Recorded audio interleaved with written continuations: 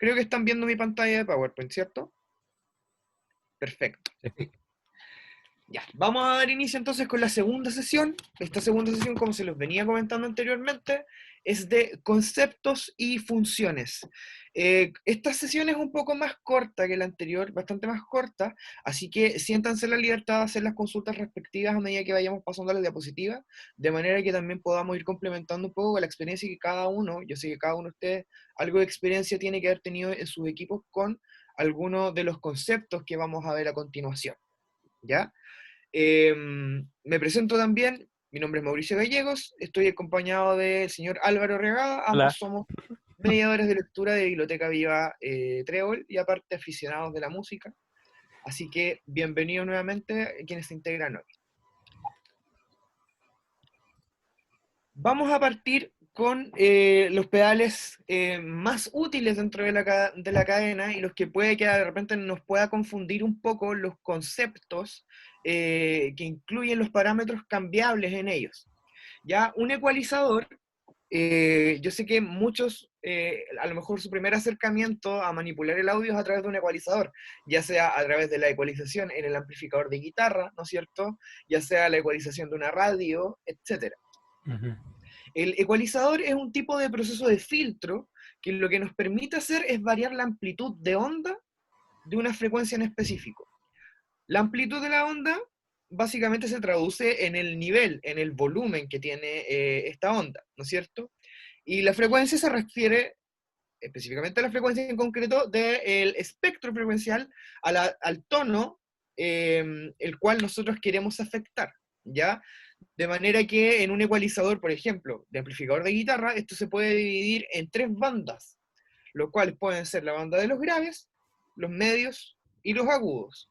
Ujú. En amplificadores que son más específicos, tendríamos lo que son los graves, los medios agudos y agudos. Ahora, la pregunta es, ¿cómo funciona un ecualizador?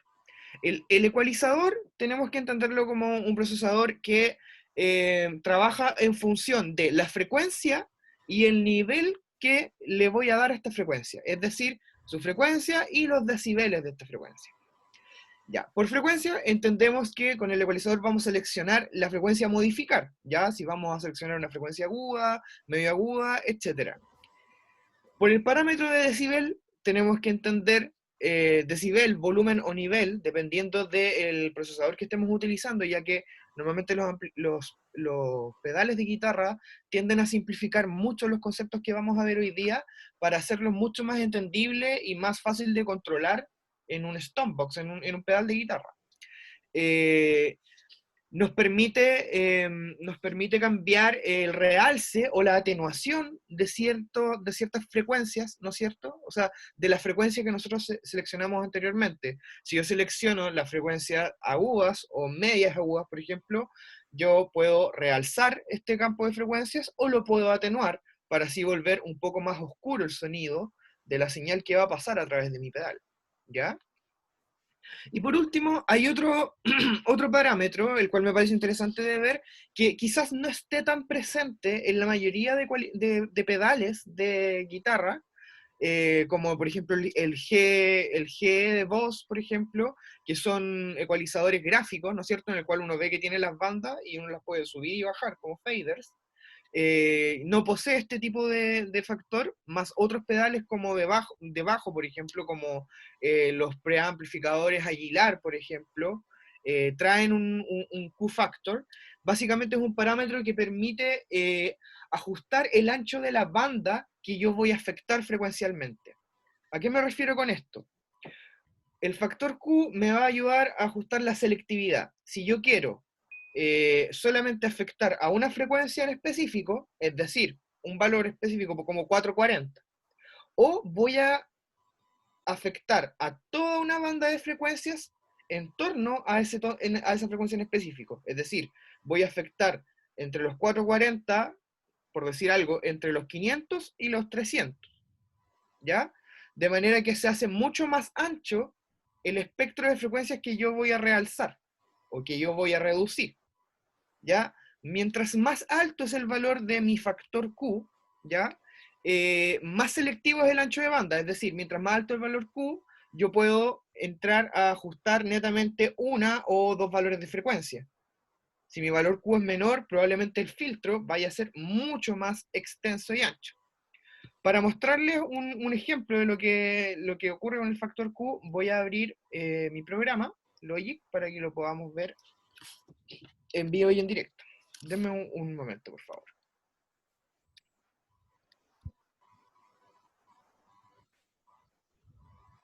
Y voy a proceder a compartirles.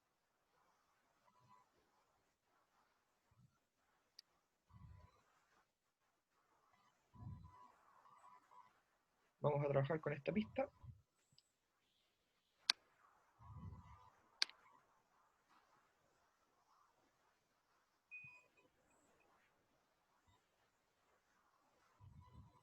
Primeramente necesito que me puedan avisar si van a escuchar o no, porque estoy configurando para Zoom el que se pueda escuchar el programa.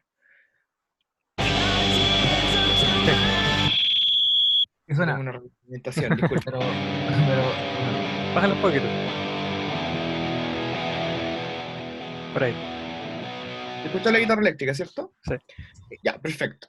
Vamos a ver el ejemplo de lo que sería el ecualizador, por ejemplo. Acá tengo un ecualizador, es un plugin de ecualización que trae Logic, en específico, pero que tiene los valores que efectivamente yo se los mencionaba anteriormente.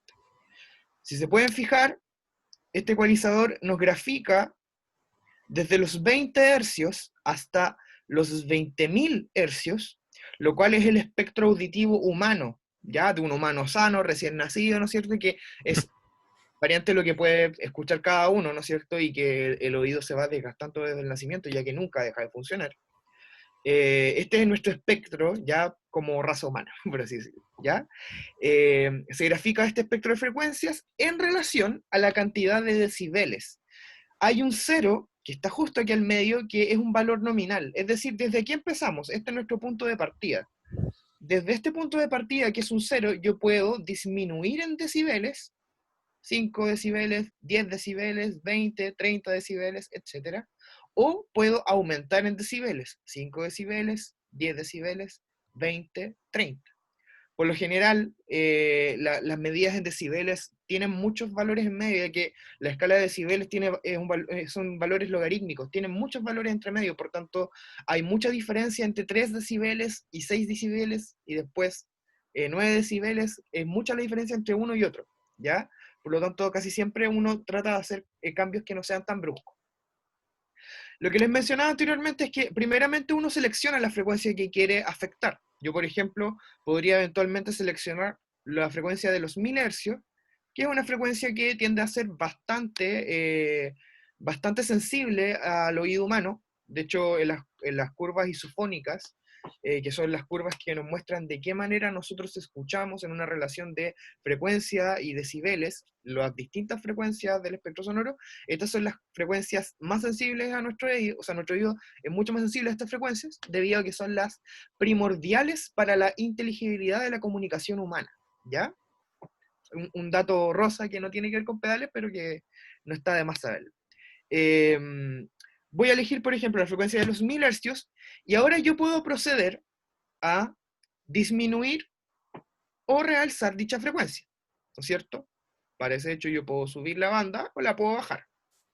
Y el factor Q, que era el que yo les mencionaba antes, es el que voy a cambiar en este momento. Si mi factor Q es de un valor mayor, lo estoy subiendo 5, 7, 8, 12, 18, 19, es mucho más selectiva la frecuencia que voy a cambiar. Básicamente aquí estoy tomando una, dos o tres frecuencias nomás. Por ejemplo, el 980, 981 y 982. Sin embargo, si mi valor Q es menor, va a ser mucho más amplio la banda de frecuencias que voy a afectar. En este caso, al mover este ecualizador, no solamente estoy subiéndole a los 1000 hercios, sino que por lo que se ve en el gráfico, también le subo un poquito a los 200, le subo otro tanto a los 500, le subo otro tanto a los 2000, y así. Por tanto, ¿cómo se dividiría esto en las distintas opciones?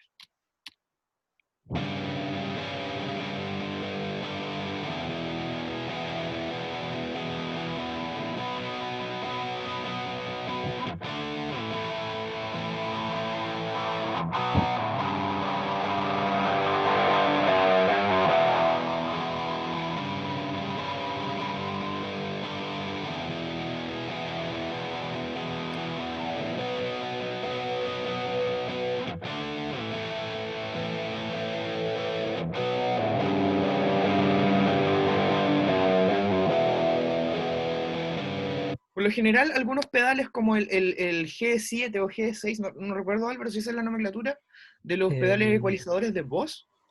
Creo que Estos sí. pedales ecualizadores que son gráficos traen un Q predefinido. Que si ustedes pueden leer el manual de ese pedal, traen un Q predefinido, el cual me indica que todas las bandas de frecuencias va a estar en un Q totalmente, totalmente quieto, que pueden ser todas las bandas de frecuencias en este Q, por ejemplo. Ujú. ¿Ya? Y por tanto yo no puedo seleccionar que sea menos selectivo y abarque más frecuencias que otro. Sin embargo, hay otros pedales, como el que yo les decía, que son el preamplificador de bajo de Aguilar, que por ejemplo en sus frecuencias medias o en las medias agudas, aparte de poder seleccionar la frecuencia, yo puedo seleccionar el Q. Y yo le puedo decir, ya, quiero trabajar con los 500 hercios, pero quiero que solamente afecte a esa frecuencia o que afecte a un campo mayoritario de esa frecuencia.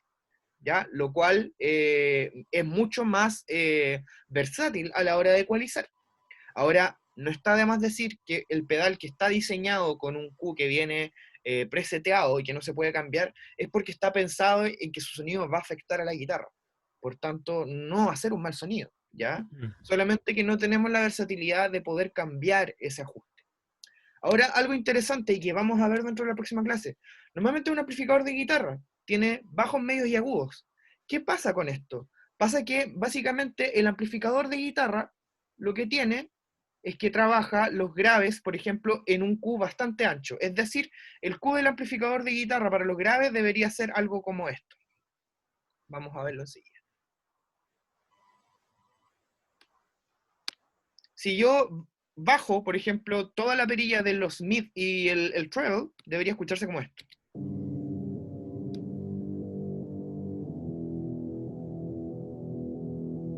Si yo bajo la perilla del bass y dejo solamente la del middle, o sea, la del bass y el treble, y dejo el middle, debería escucharse como esto.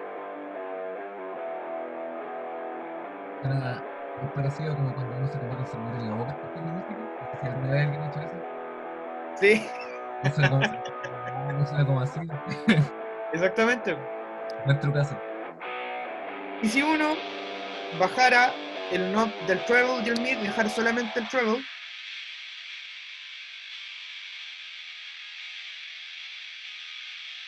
o sea, es una manera fácil de explicarle que en el fondo el amplificador, su ecualización es bastante, muy acotada y predefinida con una banda bastante ancha, porque Ujú. estamos dividiendo este ecualizador de 20-20 en solamente tres espacios, de los 200 hacia abajo, de los 200 a los 1000 y de los 1000 hacia los 20.000. En Entonces, cambio, un amplificador que tenga los medios graves y los medios agudos divide en dos campos más la ecualización. Entonces, aquí es donde viene un tema bien interesante y que vamos a conversar la otra semana, que yo lo conversaba con Álvaro, que tiene relación el ¿por qué tengo que comprarme un pedal de ecualizador?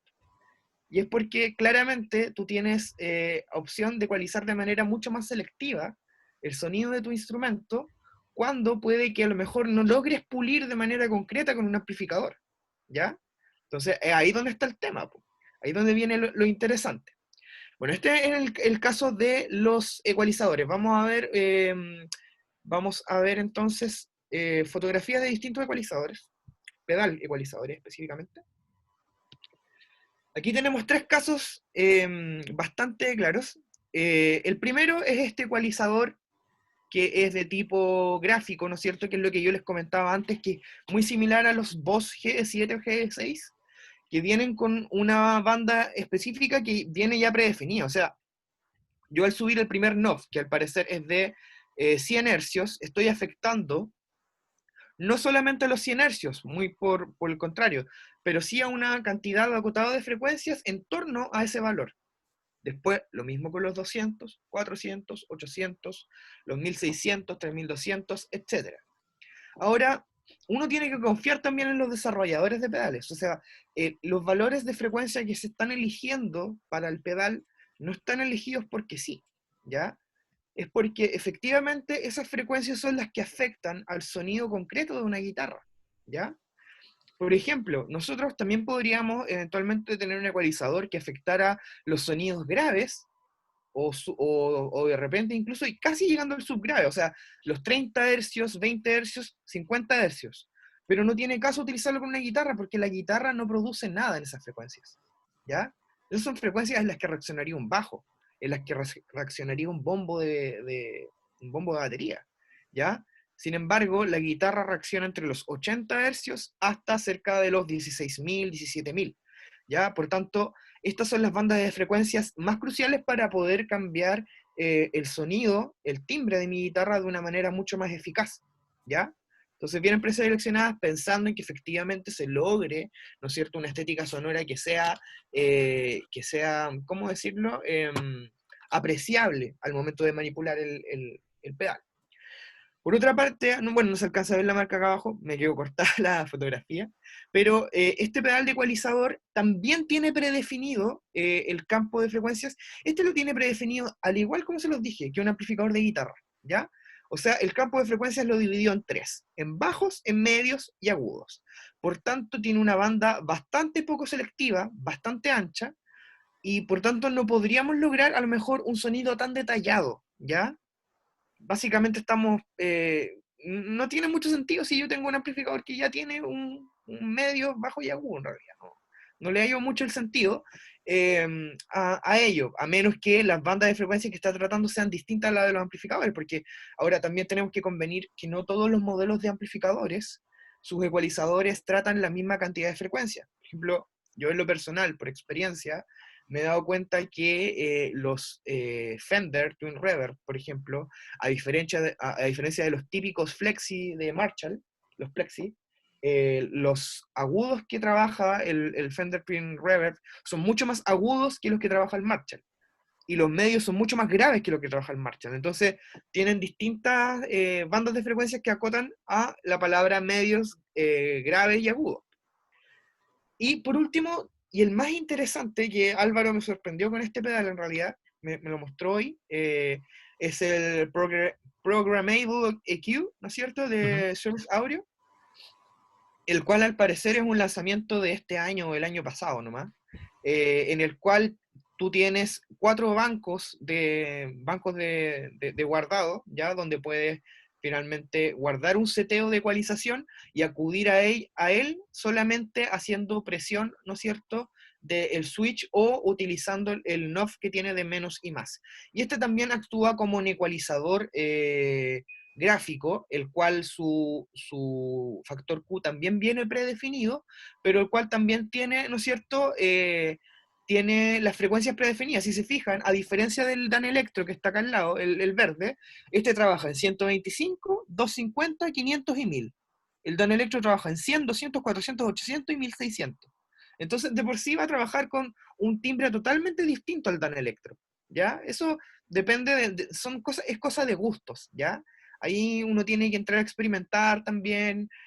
Muy probablemente cada pedal ecualizador vaya a hacer la pega, pero como tienen bandas distintas seleccionadas, es muy probable que a uno le tinque más uno por oído que otro, debido a el sonido también que tiene la guitarra, ¿no es cierto? Las cápsulas que tenga la guitarra, que eso también lo vamos a ver en otra clase, súper interesante, y eso también define el sonido propio, ¿ya?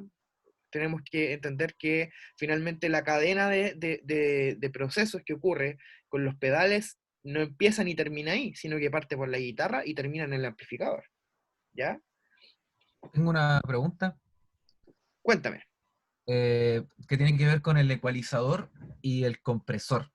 No sé si me estoy ¿Ya? adelantando un poco, ¿no? Pero muchas veces he cachado como dentro del pedalboard de guitarra o de bajo, que mucha gente como que tiene esas típicas discusiones de qué podría ser mejor para tu pedalboard, si un ecualizador o si un compresor. Estamos claros que las pegas que cumple cada pedal en este caso son distintas, pero Ujú. en el fondo creo que tratan de aludir a lo mismo, que es como moldear un poco la señal y hacerla más, no sé si oíble, por así decirlo, o más trabajable. No sé cómo describir bien el final que se le puede dar como a los dos productos, pero en este caso, ¿cuál sería como el pro y el contra de cada uno? De tener Yo, un compresor o tener un ecualizador, o tener ya, ambos. yo creo que para partir, si yo estuviera en esa discusión, yo le diría a todos que en realidad no deberían pelearse por uno y por otro, sino que tener ambos. ¿Cachai? Porque Mira, como tú bien lo dices, Joel, cumplen funciones totalmente distintas. Y esas funciones son muy bien complementadas. ¿Ya? ¿Por qué? Porque tienes que pensar que nosotros con el ecualizador trabajamos en base a la amplitud que vamos a moldear de cada frecuencia. Pero el compresor lo que hace es trabajar con la amplitud general de la señal, es decir, con el volumen. El compresor es aquel procesador que nos va a ayudar a que un susurro se escuche igual de fuerte que un grito. Así, tal cual. ¿Ya? Es decir, los picos más altos de la señal, los que tengan más amplitud, los voy a poder empujar para que se comparen con los picos más bajos de la señal. De manera de que no haya una dinámica muy disparatada, ¿no es cierto?, en la señal de mi instrumento, lo cual también es bastante discutible si es necesario, por ejemplo, utilizar un compresor en un músico de jazz, ¿cachai? A utilizar un compresor en un músico de death metal, donde la música es totalmente así, ¿cachai? En cambio, en el jazz tú sabes que la dinámica, el mismo músico la controla. Entonces, nos hacemos dependientes del compresor, no nos hacemos, hay hartas discusiones ahí. Ahora, hay otra parte de esto que te voy a responder, pero cuando veamos el compresor, que tiene que ver con los efectos que produce el compresor cuando pasa por la señal. Y ahí es donde entra la respuesta definitiva de por qué necesitamos el ecualizador. Ah, ya. Bueno. Ahí te voy a dejar loco. Buena. Quería mencionar que el Danelectro que está ahí es uno de los más baratos y más confiables, según la gente, que cuesta como 50.000, 60.000 pesos. Y el de la derecha, el Source Audio, salió hace como 3 años. Y le fue tan bien que sacaron un segundo pedal, pero ese es muy, muy, muy caro. Cuesta más de 200.000 pesos. Es que ya no es Sí, po, solamente analógico, pues trabaja también con un procesador digital, pues, ¿cachai? Para tener este banco de memoria, claro. poder guardar los seteos. Y lo del Dan Electro es cierto, yo he tocado con pedales Dan Electro. Ujú. El único pero que tiene el pedal Dan Electro es que la estructura de construcción del pedal Dan Electro es plástica. Sí, un plástico. Se nota ahí en Debo la foto. decirlo, debo decirlo, es plástica. Ya es lo único malo, pero el sonido sí es bastante bueno. Tengo que decirlo, y bueno, Dan Electro, de hecho, a lo mejor no es una marca tan conocida, pero Dan Electro tiene muy buenos instrumentos, ¿ya? Las guitarras que tiene Dan Electro, de hecho, son bastante baratas para lo buenas que son, ¿ya? Y por tanto, imagino que su línea de efectos también debe ser bastante como en este rol de ser una marca que ofrezca buen sonido, pero a un costo de construcción a lo mejor más barato, de manera que sea más asequible, ¿ya? Lo cual tiene bastante lógica. La versión más nueva de la derecha tiene Ujú. hasta entrada MIDI y tiene 2 salidas para enchufar 2 guitarras y tener 2 ecualizaciones distintas. Más encima le pusieron USB. Este tema de poder ingresar como con el USB también, que se ve harto, por ejemplo, en los pedales multiefecto, ¿cachai? Es como para poder agregar estos presets donde busco un sonido similar a tal canción, Claro. ¿cachai? Como a esto. Son cosas que al final la marca, por ejemplo, construye una plataforma en la cual tú subes tu seteo y todos los guitarristas entran a descargarlo. Oye, descubrí cómo sonar como la guitarra de Starway to Heaven, ya, perfecto, descárgalo. ¿Cachai? Igual que esta Mételo en tu línea de pedal. amplificadores Mustang Defender, que Ujú. también tiene en su panel tienen una entrada USB para poder cargar a través del el programa en el computador, ¿no es cierto? Un banco de sonidos similares que puedan asemejarse a ciertas canciones. Es Claro. como el Hall of Fame, el Reader de TS Electronics. El No sé Hall si of Hall of Fame, el Fame es el rojo. rojito, ¿cierto? Sí. sí, el Sí. rojito, que igual tiene conexión USB y podéis descargar desde la plataforma de TS Electronics distintos tipos de Reader. Ya, pues, ¿viste? Y eso es súper interesante porque en realidad no es nada que no puedas conseguir si no lo descargas. El tema es que alguien encontró los parámetros exactos para asemejarse a ellos. ¿Cachai? Igual es Con subjetivo, lo que depende te de tu ofrece el pedal. guitarra, tu amplificador. Sí, pues, Sí. por supuesto, eso obviamente siempre va a depender de eso, pero siempre hay alguien que es más suspicaz y dijo, chuta, sabéis que encontró una forma de hacerlo. Como, ya, bacán. ¿Cachai? Siempre pasa. Vamos entonces ahora con el amigo... ¿Va? ¿Se me quedó pegado? Deme un segundo, por favor. Algo pasó aquí.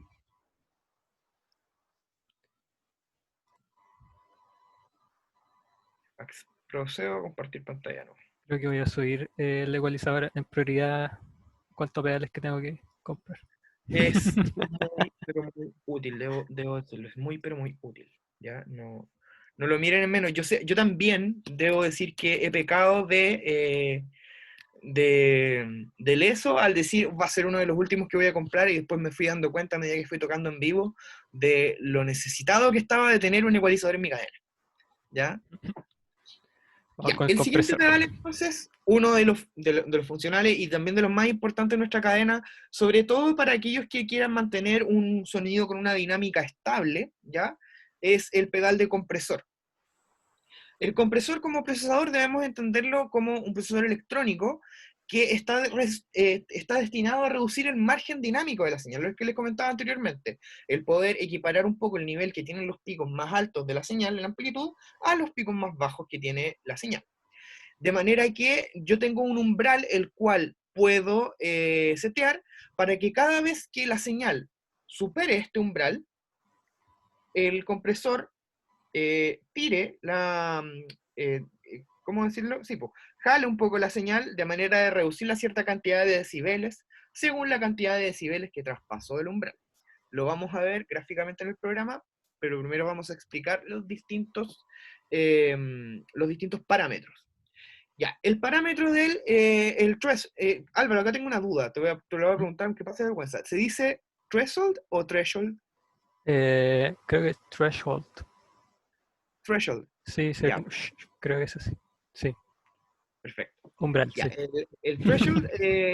el threshold es el umbral, básicamente.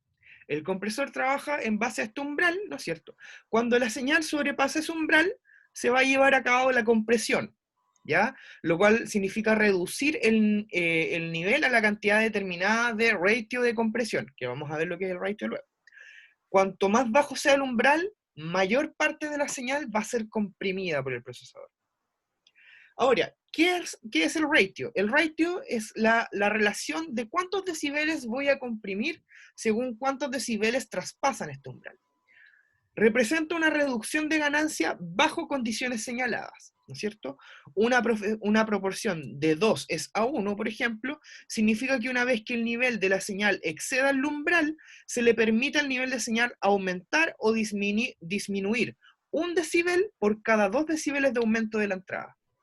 O sea, por cada 2 decibeles que yo traspase el umbral, se va a disminuir uno hacia abajo para equiparar y que no sea tan evidente la dinámica de mi señal. Luego tenemos el ataque, ¿no es cierto? Que básicamente es el tiempo que tarda una señal en comprimirse desde que sobrepasa el nivel del umbral. Es decir, una vez que la señal pasa el umbral, ¿cuántos milisegundos va a demorar el compresor en actuar sobre dicha señal? ¿Ya?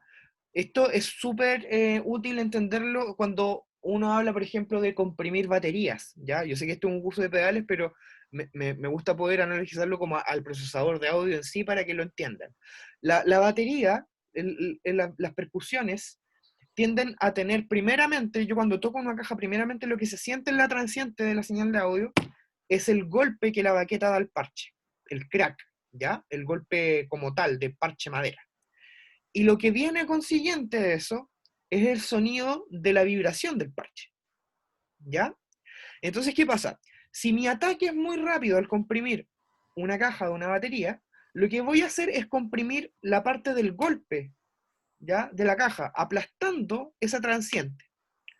En cambio, si yo no quiero matar esa transiente, si yo no quiero apretarla, pero sí quiero apretar el sonido que viene después, puedo tratar de ocupar un ataque más lento, de manera que alcance a pasar la transiente del golpe el parche, pero el sonido que es producido por la vibración del parche, el gordo del sonido, se ve afectado por el compresor.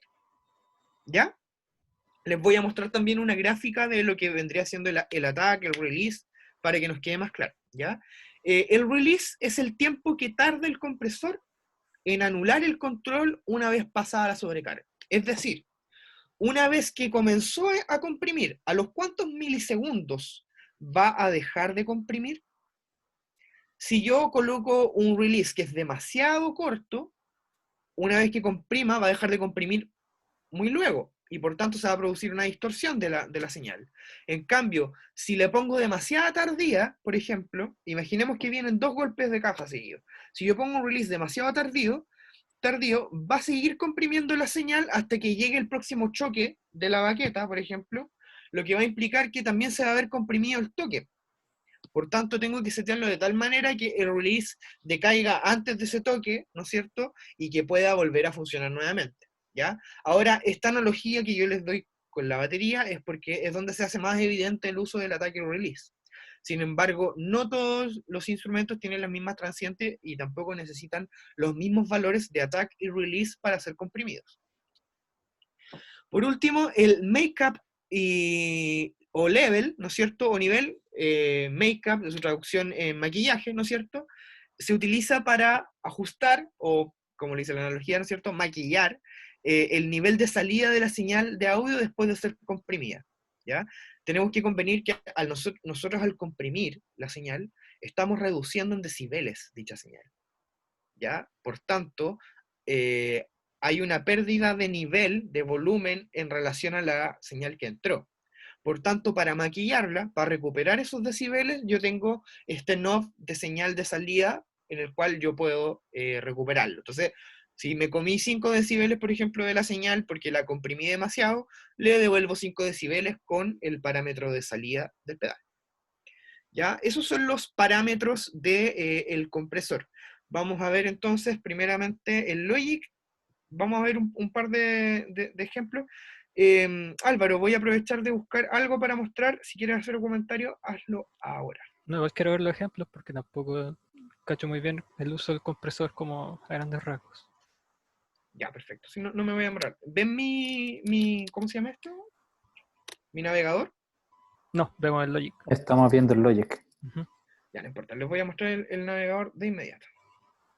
Denme un segundito.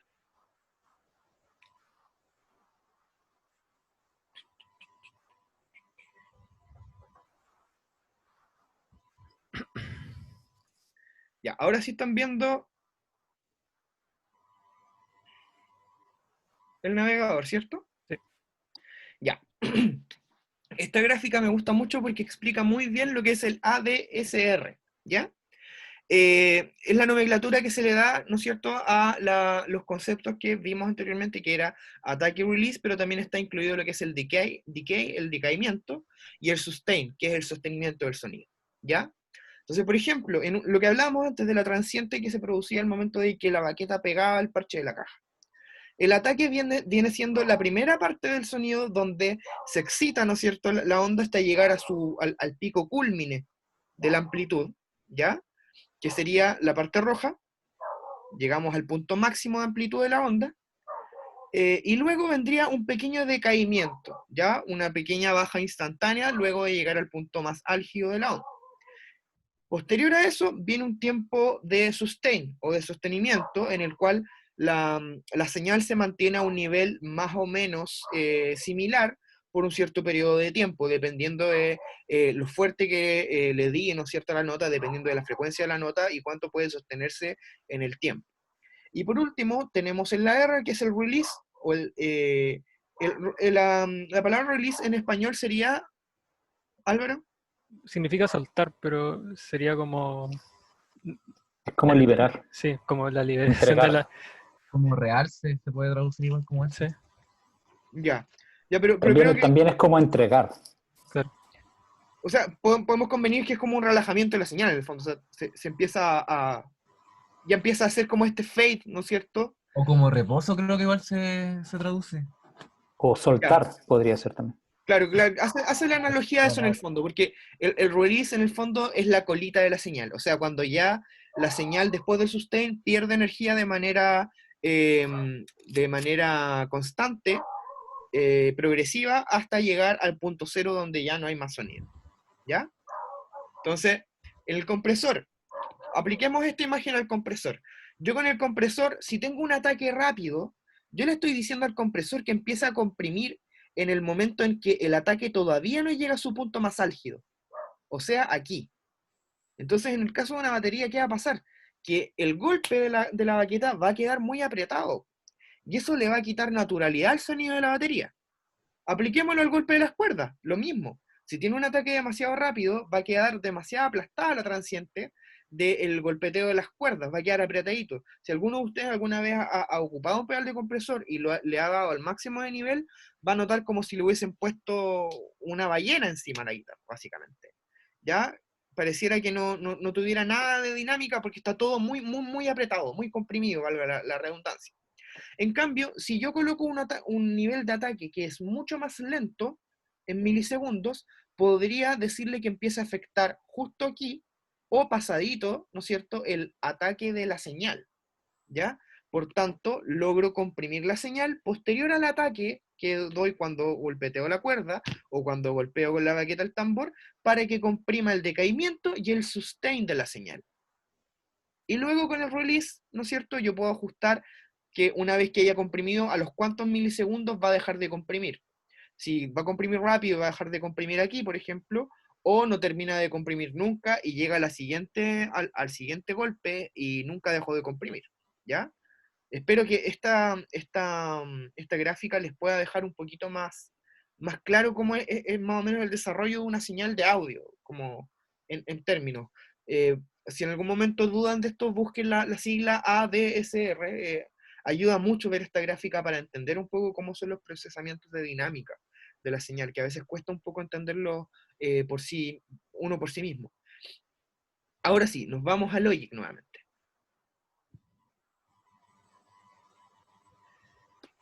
Ahora con Logic, ¿qué es lo que vamos a hacer? Les voy a mostrar entonces al amigo compresor.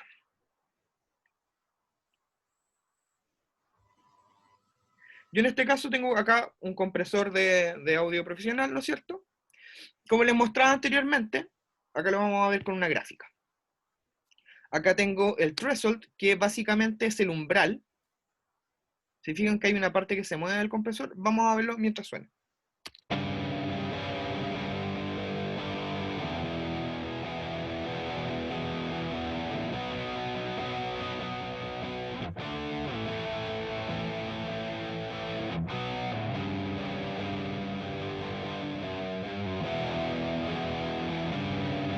Ya.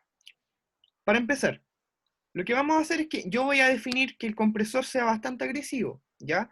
Es decir, que por cada 6 decibeles, por ejemplo, vaya a reducir 1, o por cada 3.7, sí, estos son números decimales, por cada 4.6 decibeles vaya a reducir 1, por ejemplo.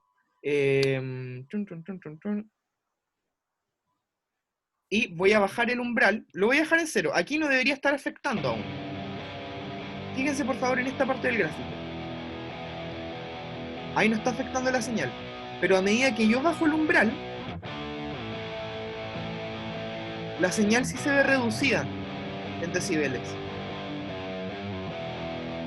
Si yo pongo el umbral mucho más bajo, estoy reduciendo absolutamente todo lo que pasa por sobre ese umbral.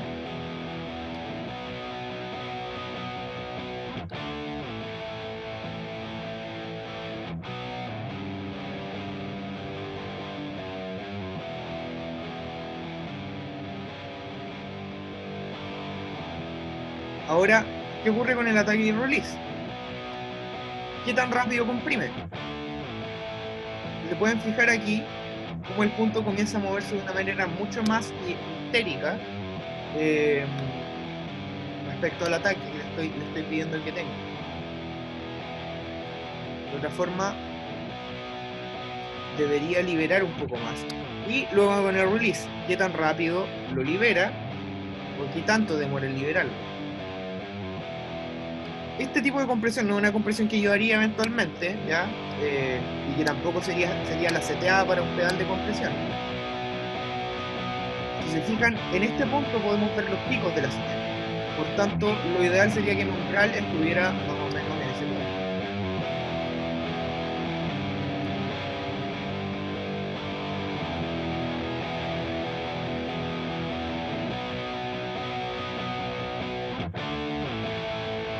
Pero esa línea blanca, de hecho, es la que representa el umbral, ¿ya? Es el umbral que yo estoy definiendo.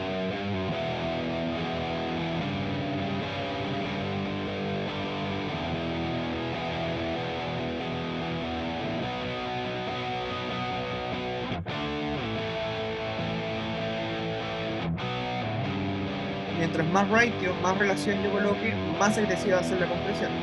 Y yo, si quiero recuperar los decibeles que perdí por medio de la compresión, por ejemplo, mi compresión es demasiado agresiva, los recupero con el medicamento.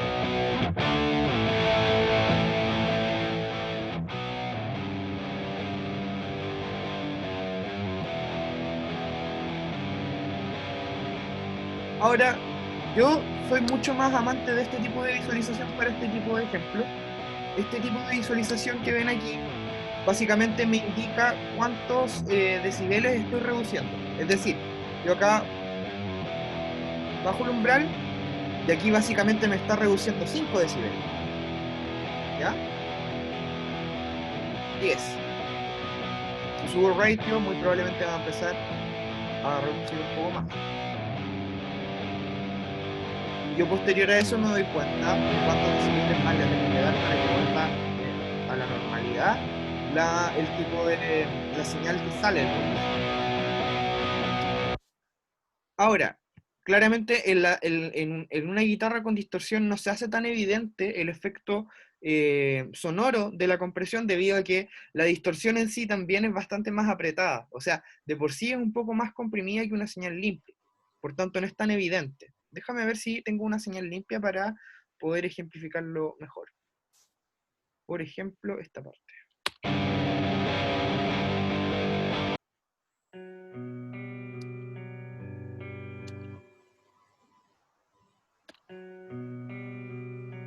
Vamos a utilizar este.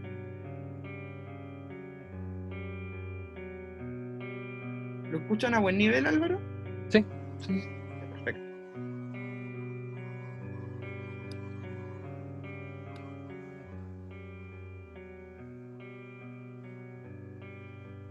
Ahí lo estoy comprimiendo de manera súper agresiva.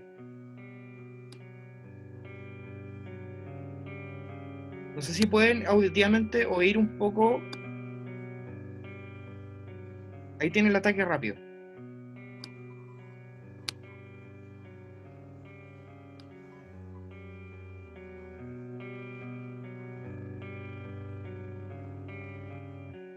Ahí está desactivado.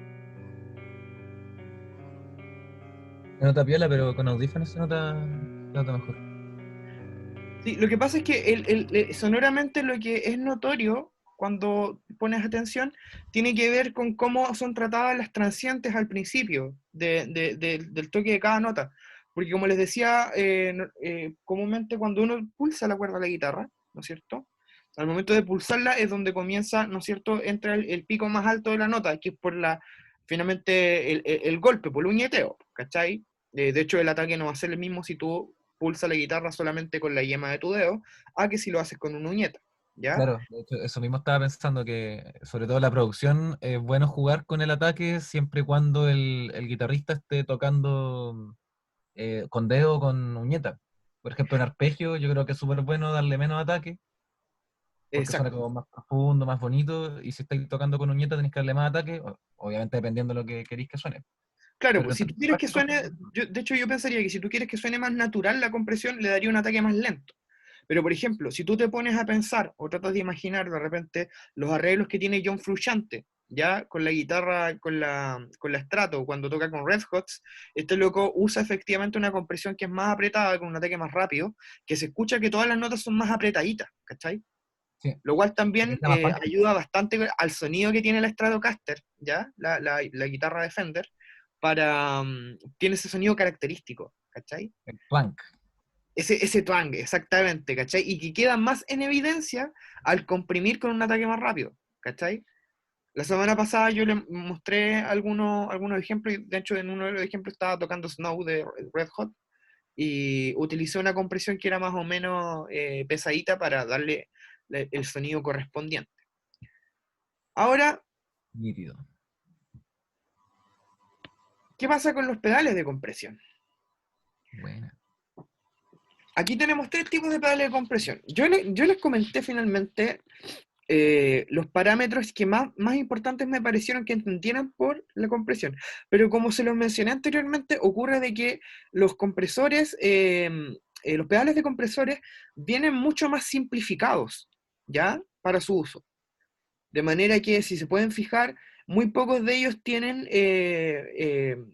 ataque y release, o en este caso le ponen sustain, ¿ya? Acá pasan cosas muy interesantes. Entonces, por ejemplo, si analizamos el MXR, el Dynacomp, ¿qué ocurre? La perilla que tiene a la derecha, el sensitivity, básicamente lo que hace es bajar el umbral bajo el cual va a comprimir, pero ya tiene un ratio, una relación de cuántos decibeles va a comprimir, que viene predeterminado. Por tanto, tú solamente decides el umbral, ¿cachai? El ratio viene predeterminado por el pedal, según lo que ellos creen que es más sano para poder comprimir una guitarra, ¿no es cierto? Lo cual también termina desembocando en un sonido característico de ese compresor respecto a otros. Y por otro lado, no tiene tampoco un modulador perdón, un parámetro de cambio para el ataque y release, que también vienen predefinidos.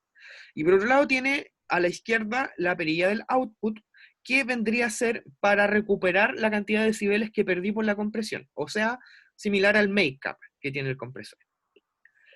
Si luego observamos el Math Professor que tenemos al medio, el Forest Green Compressor, ayer le decía a Álvaro que nunca me indicaron estos pedales, los Math Professor, no sé por qué, pero cosas de gusto, ¿no?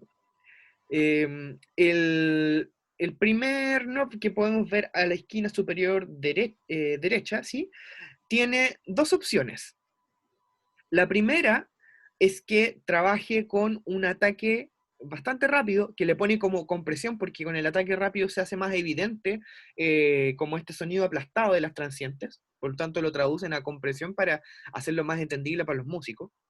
Y otro, el release está puesto como sustain. Yo les voy a explicar por qué lo de sustain, luego de mostrarles los tres pedales. ¿Ya? Puede usarse con un ataque evidente o con un sustain evidente. Tiene solamente esos dos parámetros. ¿Ya? Después tenemos el que está abajo, que es el nivel de compresión, es decir, va a definir el umbral de la compresión. Después, en la esquina superior izquierda, tenemos el nivel para devolver la cantidad de decibeles que perdimos por la compresión, y característicamente este y el último compresor tienen una perilla de tono. Que la perilla de tono básicamente es una especie de filtro pasagrave que sirve para generar, ¿no es cierto?, una tonalidad que pueda ser más oscura o más brillante del sonido, ¿ya?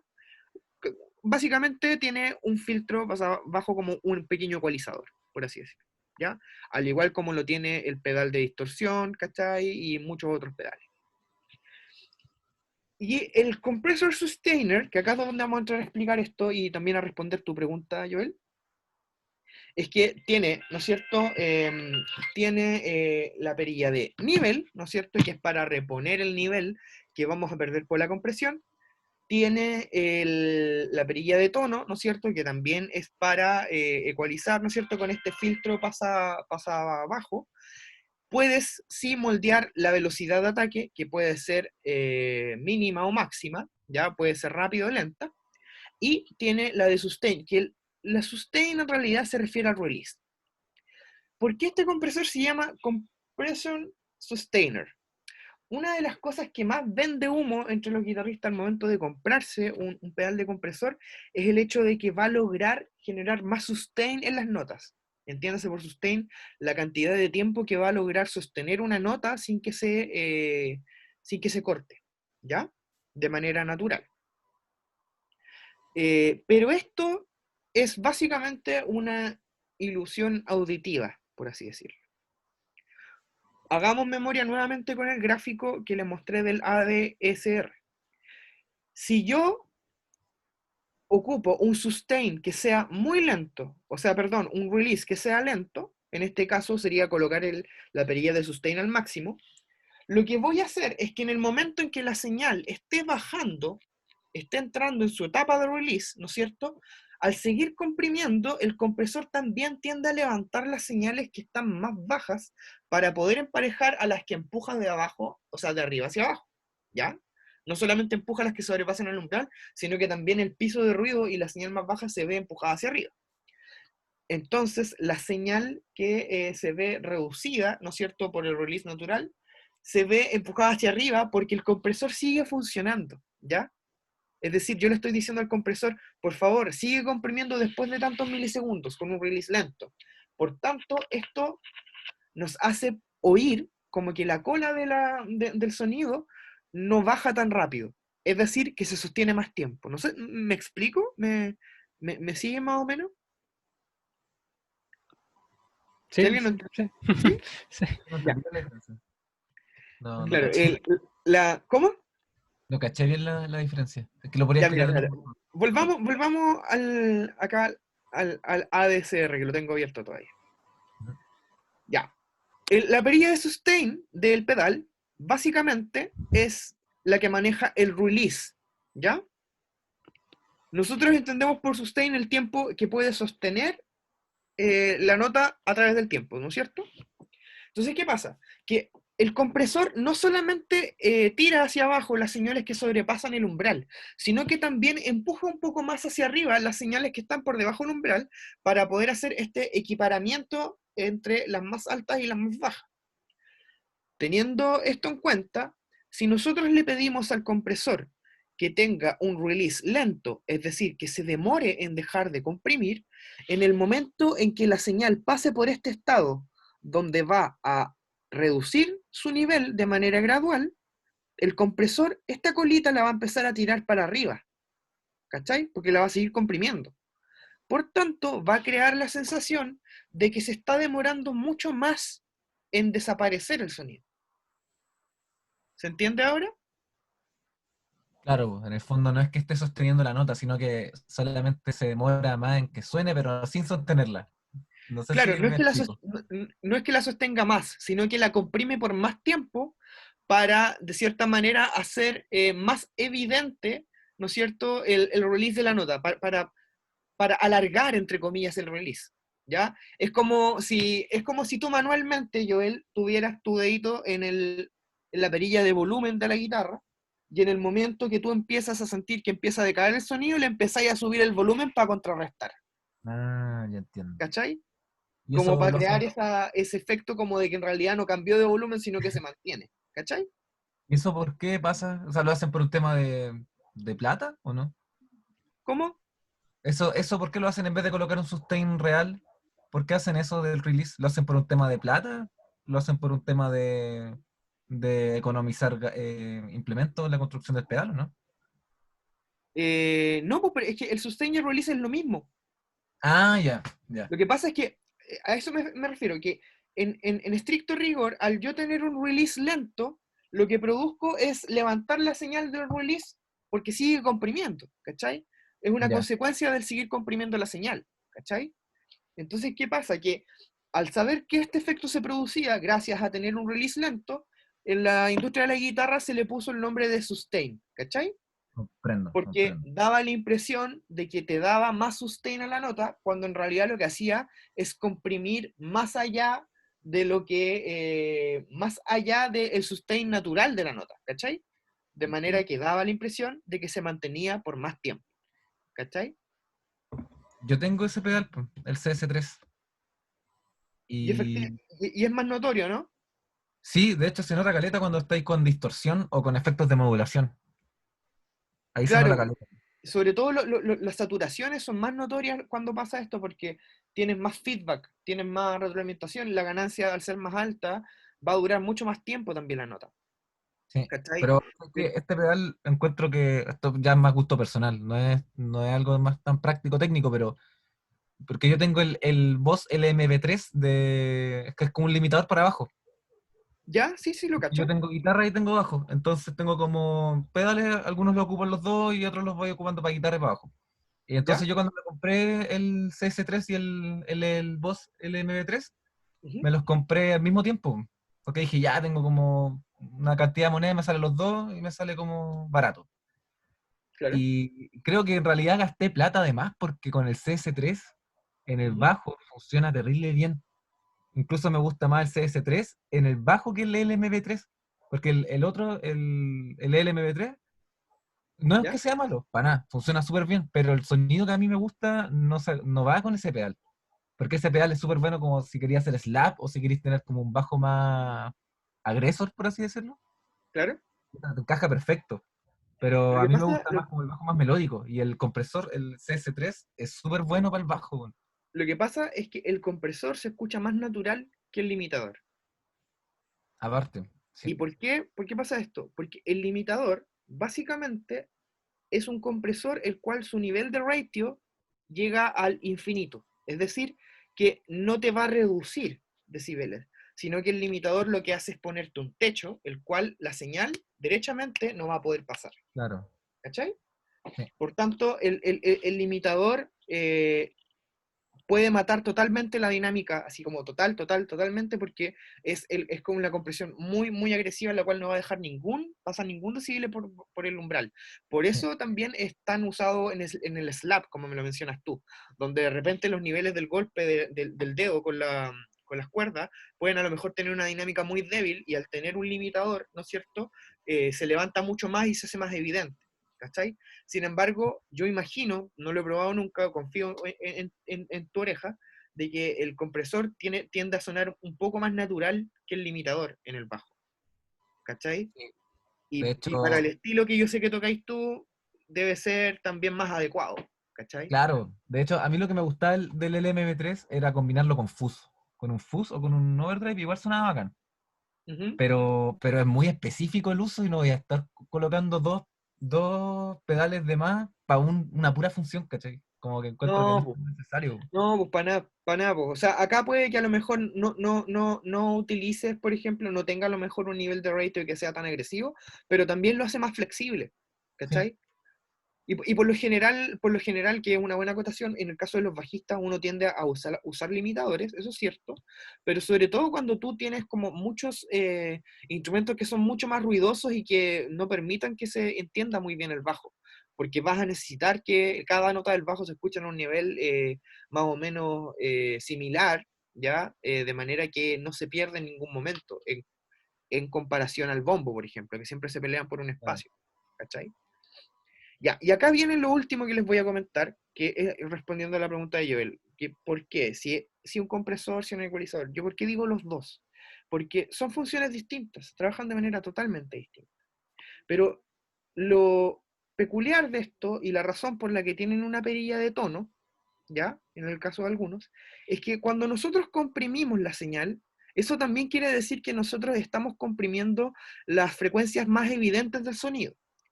Y esto puede significar que se realcen algunas frecuencias debido a la compresión. Es decir, lo más común es que cuando yo ocupo un compresor de manera agresiva, es que se vayan a realzar los graves de la señal. Por tanto, si yo ecualicé antes del compresor, el trabajo que yo hice ecualizando antes del compresor lo voy a perder porque esa ecualización se va a ver modificada por la compresión. Por tanto, yo recomiendo, uno, tener los dos pedales y dos, colocar primero el compresor y luego colocamos el ecualizador, que esto es tema de conversación extenso para la otra clase, ¿ya? Cuando veamos el orden de los pedales. Porque de esta manera yo voy a ecualizar en base al sonido que obtengo una vez comprimida la señal, ¿ya? Y esto es una lógica que yo también utilizo en la producción musical, ¿cachai? De repente tú ecualizas, ¿cachai? Pero agregaste un compresor demasiado agresivo y te cambió totalmente el tono de la señal. Te lo volvió un poco más oscura, ¿cachai? Y tú lo habías ecualizado para que sonara más aguda, te lo volvió a emparejar, entonces tienes que volver a ecualizar, por eso es preferible tener los dos. Y yo asumo que por esa razón el compresor trae, en el caso del Mac Professor y el Boss, trae una perilla de tono para poder de cierta manera contrarrestar el hecho de que pueda opacar un poquito más el tono que venía de la guitarra antes de entrar al compresor una vez que salga del proceso. ¿Ya? Con eso completo mi respuesta a tu pregunta, estimado. Muy buena explicación. De hecho, si tuviera plata, me compraría un ecualizador. Que, aunque ahora con el 10% me compré un fuzz, me compré el Big Move Deluxe. Así que estoy bien. Y me va a Francisco, comprar por favor, no pospongan el ecualizador. De verdad que es muy útil, me lo van a agradecer. De verdad, es muy útil. Sobre todo cuando tocas fíjate, con equipos que no son tuyos, si eso es la verdad. es igual. Que estaba viendo unas reviews y ahora que estaba hablando de compresor, y claro, estaba viendo el Empress Compress, no sé si lo cachan, que es de la marca Empress, Canadá. Pucha, no me suena la marca Empress, pero continúa. Ya, es azul y es súper bueno, así como que te marcaba como la compresión con una luz, ¿Ya? tenía, tenía los típicos parámetros de ataque, tono, y también tenía unas perillas, o sea, no unas perillas, pero como unas palanquitas en donde te marcaba el radio. Ya. Y lo encontré súper bueno porque, de hecho aquí estoy buscando una imagen, lo encontré súper bueno porque funciona tanto como para bajo y guitarra. Claro, aquí lo estoy viendo y tiene un ratio de 2.1, 4.1 y 10.1. Ah, ¿viste? Sí, eso lo quería mencionar, que también se lo mencioné a Álvaro, que por ejemplo, si tú buscas el pedal, el compresor de Aguilar para abajo, Ujú. también tiene una perilla de ratio donde tú puedes elegir que el ratio sea de 2.1, 4.1, 6.1, de manera que sea más agresivo, ¿cachai?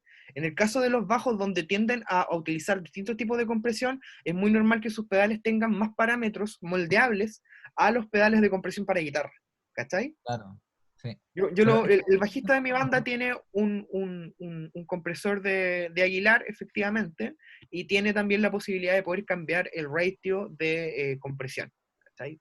eso es súper útil, sobre todo dependiendo del espacio en donde estés tocando, porque eso Exactamente. ayuda a caleta, ¿no? Si estáis tocando en espacios chicos, espacios grandes. Ahí tenés que coordinar un poco con el sonidista nomás, que no te ponga tanta compresión a tu salida. Porque Sí, muchas veces pasa eso igual, que no sé, pues tú tenés a mí me ha pasado varias veces que tengo mi seteo listo y después, no sé, pues tengo que tocar y el sonista de turno como que, yo creo que es más que nada por problemas de comunicación, como que no coordinamos bien las ecualizaciones que tenéis que tener para afuera. Porque yo dentro escucho que suena súper bien, pero para afuera no suena como yo quiero. Y muchas claro, veces se le mete más pierden. proceso de lo que uno quiere. Pero efectivamente, Claro, lo que tú me dices ahí, Joel, es un tema de comunicación, pues, de tener un roadie que pueda comunicarse con el sonidista, ¿cachai? Y que le dé los parámetros de lo que ya se está utilizando para que no tenga que usarlo de manera duplicada, pues, ¿para qué lo vamos a hacer de nuevo si ya el sonido está saliendo bien impecable? ¿Cachai? claro. Y lo que pasa es de que, no sé, pues, a mí en mi banda hay teclados. Ujú. Entonces, bajos con teclado, con sintetizadores, puede quedar la pura zorra si es que, culpando la palabra, pero puede quedar la pura cagada si es que uno no coordina bien el tema de las frecuencias, ¿cachai? Entonces, por Sí, eso yo por creo que, supuesto. Y es lo mismo que yo te comentaba que ocurre entre el bombo y el bajo. O sea, tú tienes claro, un montón de instrumentos que se pueden pelear por un rango quedan frecuencial, frecuencias, lo se cual pelean es muy espacio. común. Y por tanto, este tipo de procesos nos ayuda mucho a poder definir un espacio en la sonoridad para que todo se entienda, ¿cachai? Que es lo que todo músico debería tratar de poder arreglar, ¿cachai? Que es como la mala pega que nunca hace el músico cuando toca en una banda, pues, ¿cachai? Entonces, es bueno entender este tipo de conceptos para efectivamente saber, puta, yo tengo mi compresor por esta razón, tengo mi ecualizador por esto. Por eso me conviene tenerlo en comparación a mi compañero que también lo tiene y nos podemos acoplar y vamos a hacer que suene mucho mejor, ¿cachai? Claro. No, efectivamente los pedales no están de bonito. O sea, hay algunos que están de bonito, tengo que decir. Pero hoy estamos viendo los más importantes, ¿ya? Ahora vamos a pasar a otro más de dinámica que yo, bueno, me pregunto si alguno de ustedes lo ubicará, que son las noise gate o el famoso noise suppressor, ¿ya? O gate, ya tienen un montón de nombres, que básicamente son compuertas de ruido, pedales que se venden por su fama para poder eliminar los sonidos eléctricos, el sonido de fondo de la guitarra. Oh, esos ¿Ya? pedales yo siento que tengo como, disculpa que te interrumpa, pero siento que tengo Dale. una como de amor-odio con esos pedales, porque son útiles, pero a veces le quitan tanta intencionalidad a lo que estás tocando, Sí, que es como que, porque la funcionalidad que tiene es muy práctica, ¿cachai? Hay veces que hay unos ruidos que no son insoportables, pero eso te quita mucho de la frecuencia, sobre todo si estás tocando con distorsión, o el mismo sustain te lo corta, pues, como que te lo corta la. por eso hay que pensar muy bien en qué tipo de noise gate se utiliza y con qué parámetros se utiliza. Y acá también vamos a entrar en una pequeña conversación que tuve con Álvaro que se les voy a comentar sobre esto también, que efectivamente son dudas que salen y tú tienes mucha razón, yo pasa mucho esto, yo también tengo un amor-odio con el noise gate, pero también creo que bien, como bien pensado, según la situación, puedes sacar provecho, pero hay veces que es demasiado, demasiado, ¿ya? Mira, voy a proceder a comentar lo de la noise gate. El noise gate básicamente es una puerta de ruido, ¿ya? Es decir, una compuerta que se va a abrir o se va a cerrar según el umbral que yo coloque, al igual que en el compresor, ¿no es cierto? Y que el sonido supere este umbral o esté debajo de este umbral. Por su definición, ¿no es cierto? Puerta de ruido es un dispositivo que permite eliminar el ruido de fondo de una señal, ¿ya? La única condición es que el nivel de ruido sea más bajo que el sonido original, ¿ya? Para que ello ocurra, se ajusta un umbral, al igual que en el compresor, y cada vez que el sonido supere este umbral, la puerta se va a abrir, dejando sonar la señal. Por su contraparte, cada vez que esté bajo este umbral, la puerta se cierra, silenciando o atenuando la señal de fondo, ¿ya? Entonces, nuevamente nos encontramos con el threshold, el umbral ajustable, ¿no es cierto? Lo cual va a definir el punto en el cual se va a abrir la puerta de arriba y bajo cual la puerta se va a cerrar. Luego tenemos el ataque, que es con cuánta rapidez se va a abrir la puerta una vez que mi sonido supere este umbral. Y por último, antepenúltimo, tenemos el release, con cuántos milisegundos se va a demorar en cerrar nuevamente la compuerta de ruido cuando la señal esté por debajo del umbral. Y tenemos un parámetro de reducción, el cual va a definir cuántos decibeles, o sea, cuánto volumen se va a atenuar cuando la puerta esté cerrada, entre comillas, porque puede quedar entreabierta, por así decirlo, o si vamos a mutear totalmente la señal, es decir, que vamos a cerrar la compuerta por completo, ¿ya? Este pedal es de mucha utilidad cuando se utilizan múltiples pedales en la cadena de sonido de la guitarra, ¿ya? Porque como todos entendremos, estamos utilizando un instrumento eléctrico. Por tanto, hay corriente, hay voltaje, impedancia y un montón de otros factores, lo cual puede determinar que en la señal que salga de nuestra cadena de procesos exista un ruido de fondo que pueda ser más evidente al que realmente había antes.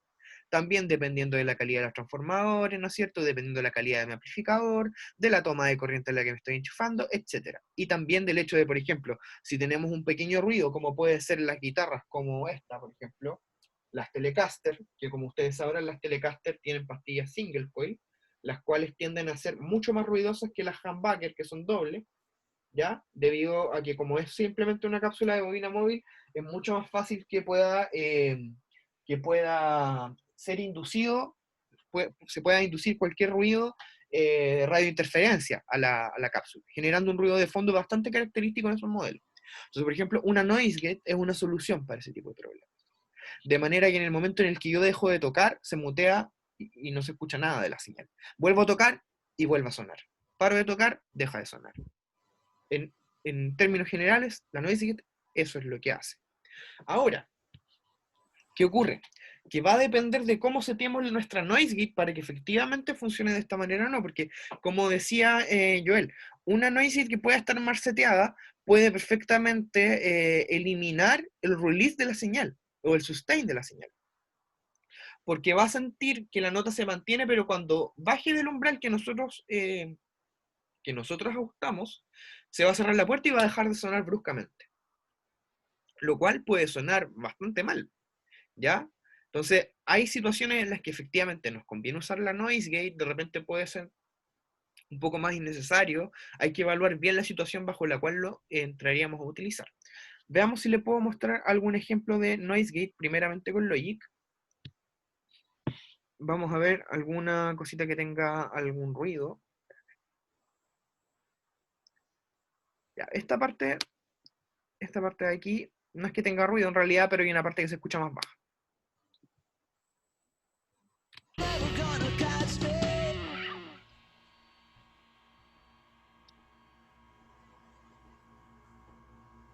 Se escucha como hay boche, ¿cierto? Sí. Ya, perfecto. Vamos a utilizar esta parte. Entonces, yo quiero eliminar ese boche porque ya dejaron de tocar. Y van a empezar a tocar en este punto.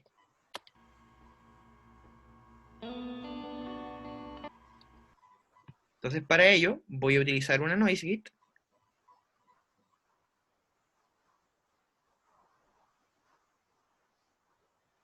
Y como les dije anteriormente, yo con la noise gate voy a determinar un umbral bajo el cual va a cerrar la compuerta.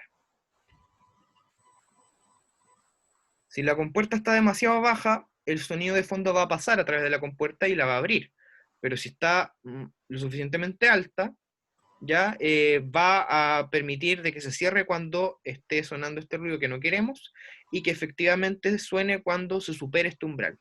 Es decir, el umbral tenemos que fijarlo justo en el medio, en donde queda más abajo el sonido que queremos eliminar y va a quedar más arriba el sonido de la señal que vamos a utilizar.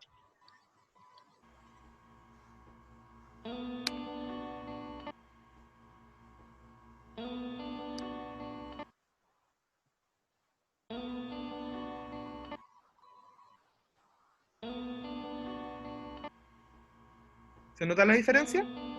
Sí. La tengo apagada y ahora la voy a encender.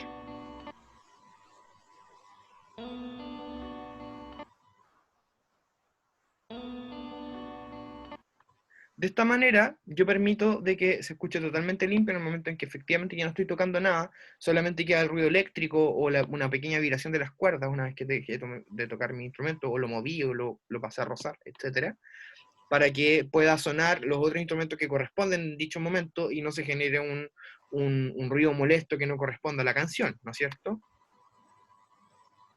Y como lo mencioné anteriormente, la noise gate también tiene un valor de ataque y de release, con lo cual yo puedo definir qué tan rápido se va a abrir la compuerta. ¿Se fijan cómo le puse que se abriera lentamente? Parece un fade. No se alcanza a escuchar el uñeteo. Y asimismo, yo también puedo generar que la compuerta se cierre de manera muy rápida una vez se baje el umbral o muy, muy lenta. ¿Ven cómo cortó la cola del sonido? O sea, ¿lo escuchan? Sí, se nota. Es muy notorio. Entonces, esa cola de sonido al final muere totalmente. Si yo coloco un release que sea más lento, ahí voy a hacerlo un poco más natural. Ahí suena mucho más natural. ¿Ya? Básicamente, eso es lo que se produce sonoramente con una noise gate. Ahora, volvamos nuevamente al power. Vamos a ver el ejemplo, ¿no es cierto?, de los pedales. Nuevamente, en el caso de los noise suppressor o noise gate, tenemos simplificado en lo que son los pedales de guitarra o de bajo los parámetros que yo les mencioné anteriormente, ¿ya? En el caso del primer pedal, este es nuevo para mí, yo no lo había visto nunca, el Hum Debugger, Ujú. ¿cómo se dice? ¿Sí? Hum, Hum hum, Debugger. hum, por el sonido que se hace con el de la vibración. Como, Perfecto, el Hum Debugger. claro. Hum Eliminator, ¿no es cierto? Sí. De Electro Harmonics, el cual simplemente, lo digo, simplemente tiene dos seteos. Uno en el cual es fuerte y el otro normal, por lo cual yo entiendo que tiene un umbral de cierre que es más drástico a otro. Esto es bastante, pero bastante contraproducente, pensando en que yo no voy a poder moldear el umbral según mis necesidades, ¿ya? O sea, o me funciona con mi guitarra o no me funciona, ¿cachai? Puede haber un caso donde la señal natural de mi guitarra no sea tan alta como otra, la impedancia que tenga de salida, y no vaya a funcionar de la misma manera, con solamente dos seteos, ¿ya? Sin embargo, si se fijan, el Smart Gate de MXR, el trigger level, que es lo que le dice, en realidad es el threshold, ¿no es cierto?, el umbral, que es variable. Entonces, yo puedo elegir un punto exacto en el cual yo quiero que esté el umbral, ¿ya? Por tanto, al igual que la noise que les mostré en Logic, lo puedo setear de tal manera que en cierto punto va a cerrar, en cierto punto va a abrir. Y trae unos pequeños conmutadores, lo cual dice full, mid, y creo que el ultra es bass o his, pero creo que básicamente es porque tiene un modo en el cual trabaja frecuencialmente con la noise gate, es decir, que trabaja haciendo una compuerta de ruido solamente para ciertas frecuencias, para todo el espectro de frecuencias o para las frecuencias del his, ¿ya? Y aparte creo que hay otro conmutador que dice high trigger range, que creo que en realidad lo que hace es ampliar un poco más el parámetro del trigger level o de los valores del umbral, del threshold. Y por último tenemos el famoso noise suppressor, ¿no es cierto?, el NS2 de voz, el cual también tiene su perilla de threshold, de umbral, tiene el decaimiento, que es lo que les decía ahora último, y lo que Joel nos contaba, que el decaimiento si era muy corto, te cortaba totalmente la cola de la señal, ¿no es cierto? Por lo cual, con este pedal podemos hacer que tenga un decaimiento más lento y por tanto suene un poco más natural cuando dejamos de tocar. y tiene dos opciones. Tiene reduction, es decir, que se reduzca una cantidad de decibeles bajo ese umbral, o que se mutee totalmente. ¿Ya? Existen esas dos opciones. Ya, este pedal, nuevamente les digo, es muy útil, sobre todo cuando se utilizan demasiados pedales en la cadena, lo cual puede producir una sumatoria del ruido de fondo, lo cual puede hacerlo más evidente en relación a la señal que nosotros estamos utilizando, y por tanto queremos que esto desaparezca cuando no estamos tocando, para no tener que desactivar todos nuestros pedales en el momento que tenemos que silenciar la guitarra. ¿Ya? Es un tema de practicidad en el fondo. Y acá ya vamos llegando a lo último, que es básicamente... chuta, discúlpenme, acabo de darle... La famosa y tan querida madre de todos los efectos, la reverberación. Va, aquí lo estoy... Disculpa. Casi cierro la reunión. ¿Y tú por qué te reís? Porque dije la madre de todos los efectos, ¿cierto? Sí, porque a veces se abusa del reverb. Es que es la madre de todos los efectos, po, porque claro, se abusa un montón, pero realmente es uno de los, y también de los más costosos. O sea, si tenemos que poner en una balanza de los pedales más costosos para guitarra, efectivamente las reverbs son los pedales más costosos de todas las gamas de pedales, Ujú. Pero ya, todas hay las un- marcas. Hay un River que es súper bueno y muy, muy subestimado e infravalorado, que yo lo tengo. Tengo todo, no, mentira. Pero uno de Behringer, yo quedé anonadado con Behringer que fuera bueno, que es el River Machine. ¿Ya? ¿Es uno tipo vintage o no? No es vintage, es normal, es muy parecido a según yo, Behringer es como medio copia de Boss. Es ¿Ya? medio celeste, ¿no? Claro, es como más azul, tirado Sí. a celeste. Sí. Y, espérate, dame un segundito. De hecho, voy a activar la cámara para mostrar. ¿Lo A veo? ver, Ahí está. Ya, veo tu aurora boreal. A ver. voy a tener que sacar el fondo porque si no, no me voy a ver. Ahí sí. Es este. Yo pensaba que estabas en Islandia. Está en el espacio. Es este.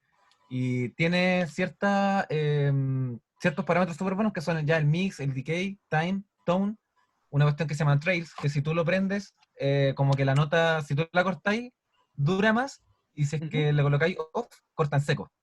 Y también tiene distintos tipos de river, que son echo, tidal, cave, space, ducking, hull, chamber, que esos son, según yo, lo más importante son hull, chamber, room, plate y spring. Claro, esos son los clásicos, de hecho. Y es súper como práctico, no suena mal y es barato. O sea, es que cuesta como 47 lucas, 40 lucas y lo compré en Conce, en esta tienda que está en Freire, ¿cómo se llama? Audiomundo. En Audiomundo. Ya, Audiomundo vende la... Es como un audio música Yo genérico. no sé si todos acá somos Claro. de Conce o no, pero Audiomundo efectivamente es en la tienda donde venden cosas buenas y otras muy hechizas, tengo que decirlo. Sí. A cagar. Tienen de todo. Pero Sí. sí, pues, ellos lo tienen, po. Yo nunca he usado los de Behringer, pero tampoco los miraría a huevos. Si en el fondo Behringer lo que tiene es que la construcción de los pedales es un poco... Como Sí. en Electro. No El es tan tema, carne de perro como claro, otro. el tema plástico es un tema ahí. Claro, Pero si porque por tiene ejemplo, tú comparáis la asequibilidad que tenéis con los joyos, por ejemplo, pero los joyos están hechos de fierro, pues, ¿cachai? Como te van a durar, pues, ¿cachai? O sea, cuando tú vayas a tocar, te tenés que pisarlo, de repente que viene alguien, se sube al escenario, Sí, pucha, es durable, ¿cachai? claro. Entonces, ahí es donde está la diferencia, Es un más tema allá de que la funcionalidad. es un objeto que estáis pisando constantemente, po. Y el Sí, po. plástico, pisarlo como un juguete, se rompe a la larga. A la corta, Sí. mejor dicho. Bueno, igual, ojo ahí, porque los Boss, por ejemplo, el Switch tiene una pieza de plástico al fondo, así que Además. Ujú. si lo pensáis muy Igual, fuerte, igual te lo voy a echar. y ponerle pila a los pedales Behringer es una completa tarea titánica, man. No sé si es que lo han hecho alguna vez. Porque Yo tenéis tampoco, que ¿no? destornillarlo. Sí, Es que sí, tiene acá como unos tornillos a presión, que son estos de acá sí. y estos Y de son muy acá. pequeños. Tenéis que meterle un lápiz. Son- de hecho, es uno. Es que esta cuestión tiene un resorte acá, ¿cachai? Sí. Es ¿Sí? un palo que tiene resorte en los dos extremos, entonces tú le colocáis un lápiz acá, le colocáis el otro lápiz acá y sacáis la tapa. Pero tras hacer eso, yo conozco varias personas que se han echado la parte, un cachito de la... No, pues y son tan pequeñas esas partes que pegarte vas para hacer esa tarea y poder echarte una pieza, te lo encargo. O sea, no. Más Más encima encima, buscar un repuesto, no. claro. Más caro que el pedal en sí. Más encima repuesto Behringer. No, exclusivo. Ya, Pero la fuera de eso, reverberación entonces, compañero. bueno, La madre de todos los efectos. Tengo una como pregunta digo. respecto a la reverberación. ¿Es lo mismo que el eco?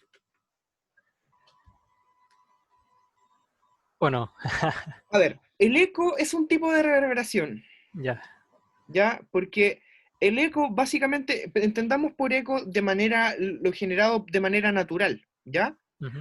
Primero vamos a tratar de explicar el fenómeno de la reverberación. La reverberación es un fenómeno sonoro producido por la reflexión, ¿ya? Que consiste en una ligera permanencia del sonido una vez que la fuente original ha dejado de emitir.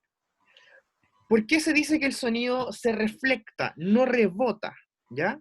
Porque cuando algo rebota, vuelve en su misma cantidad. Es decir, yo lanzo una pelota contra la pared y la pelota llega entera. Es decir, rebotó. Ujú. Sin embargo, si yo hablo contra la pared, sabemos que el sonido se va a reflejar contra la pared, pero el sonido no llega con la misma cantidad de energía que con la que fue hacia allá. ¿Cachai? O sea, si de un 100% de un 100% del volumen con el que yo hable hacia la pared, lo que refleja la pared no va a ser un 100%, va a ser un menor porcentaje. Es decir, pierde energía contra la pared. ¿Ya? Hay un montón de otros términos físicos que tienen que ver con que en la pared puede difractar el sonido, es decir, puede traspasar al otro lado, podría eventualmente ser absorbido por el material, dependiendo si es un material absorbente, ¿no es cierto? Y con el tiempo el material absorbido se convierte en calor, porque como ustedes sabrán, la energía no se crea ni se destruye, solo se transforma. Y aquí la ¿Ya? gran pregunta. ¿Las cajas de huevo absorben o no absorben? No absorben, olvídalo, Entonces es un olvídalo. mito. Es un mito totalmente, porque, o sea, la caja de huevo en efecto podría eventualmente secar un poco más la sala, pero no es absorbente para nada. O sea, tienes que pensar que es una especie de cartón, Claro. ¿ya? Como, no sé cómo decirlo otra vez, va a sonar como huevo, po. Nada más, ¿cachai? Ya, entonces, ¿qué pasa? El eco básicamente es un tipo de reverberación que se produce en lugares muy grandes, con distancias muy largas entre ellas, en materiales muy reflectantes. Entonces, si por ejemplo, bueno, en el caso mío, cuando yo era niño, iba acá a la escuela básica que está aquí en Talcahuano, el muro de que marcaba el límite de nuestro patio estaba muy alejado de donde se hacía normalmente los shows, ¿no es cierto?, las kermeses y todo. Entonces, cuando sonaba el sonido por los monitores, yo si estaba en el muro me fijaba que sonaba allá y de repente a los 2 segundos, ¡pa!, rebotó en la pared. O sea, reflectó en la pared. Y yo lo encontraba como súper curioso, ¿ya? Pasa exactamente lo mismo en un espacio que sea muy amplio, de repente las cavernas, por ejemplo, o lugares que puedan tener una superficie muy reflectante debido al material, pero que hay una gran distancia entre ellas. Si el material es muy reflectante, va a devolver una gran cantidad de la energía que se envió originalmente por la fuente. No toda, pero en mayor cantidad que fuera un material absorbente. Va a volver a reflectar en otra superficie y así hasta disiparse por completo. Y eso, dependiendo de la distancia, va a producir que el sonido se reflecte en lapsos de tiempo más o menos largos. O sea, mientras más distanciados estén los puntos de reflexión de las ondas sonoras, ¿no es cierto?, más tiempo se van a demorar en sentirse uno y otro, y eso va a producir el efecto del eco, eco, eco, ¿cachai? Ujú. Eso básicamente. De hecho, si tú pudieras, por ejemplo, tratar de hacer un poco de poner un poco de atención en un lugar que tuviera a lo mejor una reverberación muy larga como una catedral, efectivamente es como tener un eco pequeño, porque está todo en un lugar más o menos no tan gigante como lo pueden ser los Alpes suizos, por ejemplo, o cualquier montaña, ¿cachai? O una caverna, una caverna subterránea, ¿cachai? Que pueda efectivamente tener material rocoso que pueda ser más reflectante que absorbente y que va a producir que el sonido viaje no sé cuántos metros para volverse reflectado y producir esta sensación de que el sonido se repite de manera constante durante 7, 8, hasta 12 veces, ¿cachai? Y en base a ese efecto, de lo que tú me llamas, que se dice eco, después se creó el famoso delay, ¿cachai? Ujú. Que en el fondo el delay y la reverberación se relacionan mucho entre sí, pero el cómo se logró hacer el delay para los pedales finalmente dio en una estética sonora distinta a lo que se buscaba hacer. Yéndonos más ahora a los conceptos. Bueno, primero las reverberaciones tenemos que definirlas por su tipo. Lo que nos mencionaba Joel con su pedal de Behringer es muy importante, porque el tipo de reverberación se refiere a los diferentes tipos de ambiente que se recrean digitalmente. Es decir, yo como se los estaba mencionando, los materiales pueden ser o más absorbentes o más reflectantes. Obviamente un colchón, el colchón de una cama o las cortinas tienden a ser más absorbentes. Sin embargo, la madera pintada con óleo, por ejemplo, alguna pintura brillante, o los cerámicos derechamente es un material más reflectante, ¿no es cierto? Y estos materiales van a generar un tipo de reverberación con un color distinto, con un tiempo distinto, ¿ya? Por ejemplo, en los tipos de reverberación, está el tipo de reverberación que se llama room, que es como una habitación, como esta, por ejemplo, mi habitación. Bueno, mi habitación tiene madera, pero es pequeña, entonces hay una reverberación que se siente, pero es corta, porque tampoco son materiales tan reflectantes, y tienen que recorrer cortas distancias de tiempo si disipan luego, ¿ya? Luego tenemos el tipo chamber, o cámara, que tienden a ser también habitaciones pequeñas, pero con una gran altura, y por lo general con muros de piedra o muros de concreto que están pintados con algún material que es bastante reflectante también, aparte de ser el muro reflectante, lo cual provoca que sea una sala pequeña, pero muy reverberante, debido a la altura que tiene y que va a seguir rebotando por una gran cantidad de tiempo en toda la dimensión y el volumen de la sala. Después tenemos el tipo de reverberación que es hall, ¿no es cierto? Que es como tipo pasillo, que en realidad representa como ya más como un auditorio, ¿no es cierto? O como los halls de los departamentos. Si algunas han visitado los departamentos que están llenos de cerámicos, son muy reverberantes. Uno está abriendo la puerta del departamento con una llave y la siente la señora de la otra ala del departamento, porque se escucha todo, ¿ya? La sala, normalmente, bueno, los colegios públicos que tienen, ¿no es cierto?, baldosas en los pisos o cerámicos, se siente mucho la reverberación de pasillos, son muy grandes por lo demás.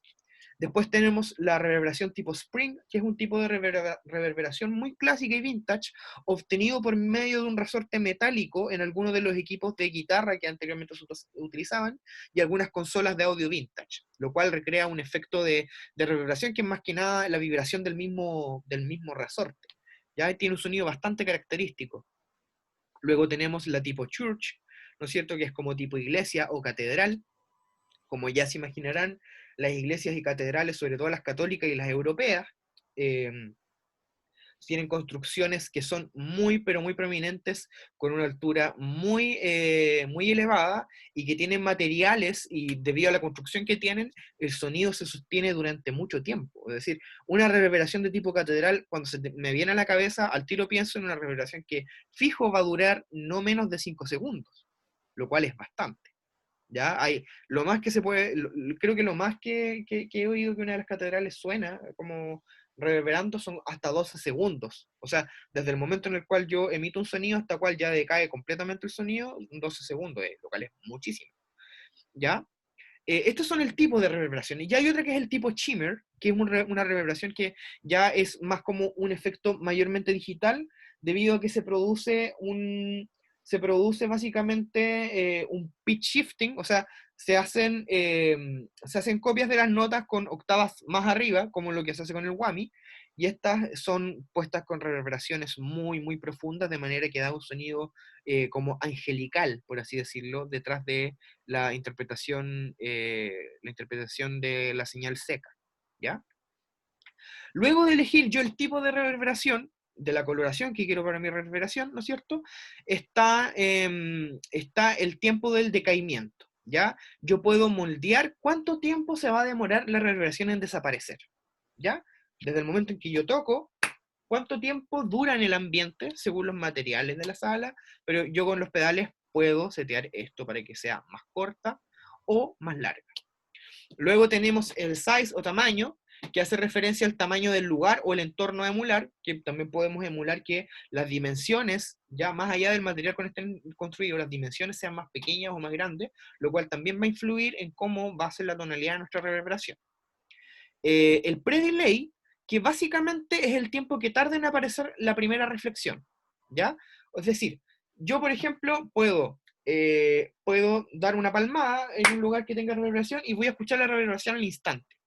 Pero si esta reverberación tiene un pre-delay que es lento, ya un pre-delay que sea de tantos milisegundos, puede que yo toque, pero recién la reverberación la voy a escuchar a los tantos milisegundos después, como lo que pasa con el eco, Álvaro. Básicamente el eco podríamos especular que el eco tiene ciertamente un pre-delay natural, ¿cachai?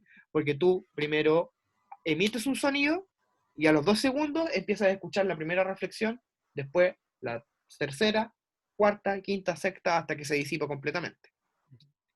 Y por último tenemos el parámetro de mix o mezcla, bajo el cual nosotros podemos decidir cuánto queremos escuchar de la señal en wet and dry, que sería en húmedo o seco, es decir, cuán reverberante o cuánto de la señal limpia queremos escuchar, en la mezcla que va a salir de nuestro proceso.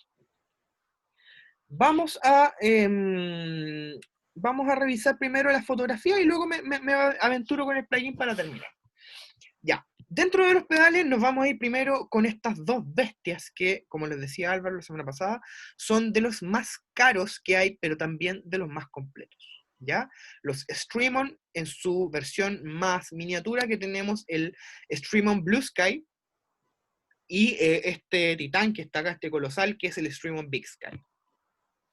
Si analizamos el Streamon Blue Sky lo que nos ofrece, primero que todo, nos ofrece una perilla con el decaimiento, es decir, con el tiempo en el que va a reverberar, cuánto tiempo va a durar la reverberación. Nos ofrece también modos, modo normal, un modo modulado, ya, el cual puede que la reverberación venga con alguna modulación como tipo chorus o flanger, algo, una choreza del pedal, o tipo shimmer, que es este tipo como de reverberación angelical. Luego tenemos tres tipos de reverberación que nos ofrece. Un tipo plate o platea, ¿no es cierto? El tipo room y el tipo spring, que es el del resorte. Después tenemos la perilla del mix, que define cuánto nivel de la reverberación vamos a escuchar en conjunto a nuestra señal limpia. Tenemos la perilla del pre-delay, que es cuánto se va a demorar en aparecer la reverberación. Y por último tenemos dos perillas que yo no se los comenté, pero es porque este es uno de los únicos pedales que tiene este tipo de parámetro, que es el dump, que en realidad el dump hace referencia a en qué frecuencias afecta la reverberación, ¿ya?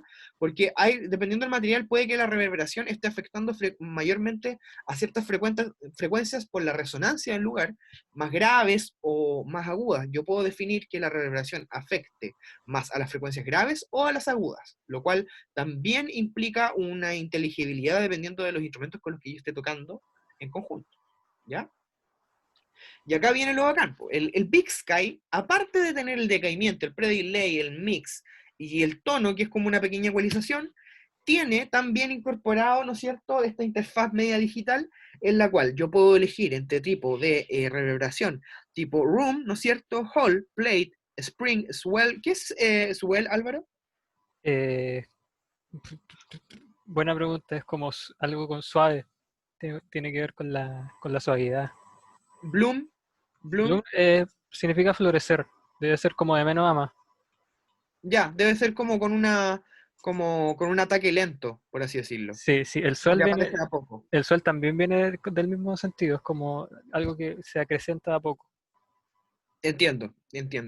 Tipo cloud, que es como nube. Sí, cloud, nube. Debe ser una analogía de ellos, en realidad. Sí, son como nombres que les ponen ellos a Sí, los coral, que es como que duplica muchas voces. sí, es El como un shimmer, coro. El shimmer, que es lo brillante. el magneto, que debe sonar mucho más metálico, me imagino Sí, yo. sí, debe ser como un reverb como bien metálico. No lineal, que desconozco de Sí, qué será. no nos vamos a meter ahí, pero tiene que ver con la no linealidad de los procesos. Son otros temas un poco más espesos. Y por último tiene el tipo de, que no es cierto, que es con mayores reflexiones. Claro. Y en base a este tipo de sonido yo puedo empezar a trabajar, a moldear la reverberación que tengo, ¿ya? Entonces, en este tipo de pedal, lo que yo tengo es básicamente un procesador totalmente completo de reverberación, en el cual, después de elegir el tipo de reverberación, yo puedo ver su tipo de decaimiento, el pre-delay, y aparte otros parámetros que pueden tener relación con la modulación, con el low dump, high dump, puede tener que ver con el tipo de ecualización que va a tener la reverberación, que es totalmente distinto al low dump y high dump. Una cosa es que el dump me pueda decir que la reverberación afecte más a las frecuencias graves, pero otra cosa es que yo de nuevo ecualice la guitarra o lo que vaya a salir del pedal de ecualización una vez que haya sido reverberado, ¿ya? Y aparte tiene tres bancos de efectos A, B y C, en los cuales puedo guardar distintos seteos. Entonces, no necesita mayor presentación, realmente es un pedal que vale lo que vale y que, o sea, vale su peso en oro, derechamente. Vale su peso en oro. Yo le comentaba recién antes a Álvaro, que vamos a pasar al siguiente, yo tengo este, que es el Reverb RB6, el cual es bastante bueno, tiene su nivel y level, que en el fondo la mezcla, ¿no es cierto?, de cuánto voy a afectar.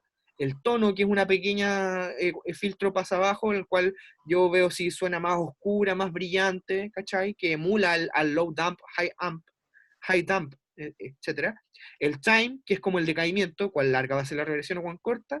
Y tengo también la opción de usar una reverberación modulada, tipo spring, plate, hard, room, dynamic. La dynamic es la curiosa de este pedal, que en realidad lo que hace es que empiece a reverberar de forma mucho más fuerte cuando toco más bajo, pero cuando toco más alto no reverbera tanto. ¿Cachai? Es muy fuerte. El shimmer, ¿no es cierto? Y una reverb más delay que le agrega el pedal. El problema que tiene este pedal, que es lo que me llama la atención, que por ejemplo tiene los Big Sky, es que carece de pre-delay. Entonces, ¿qué pasa?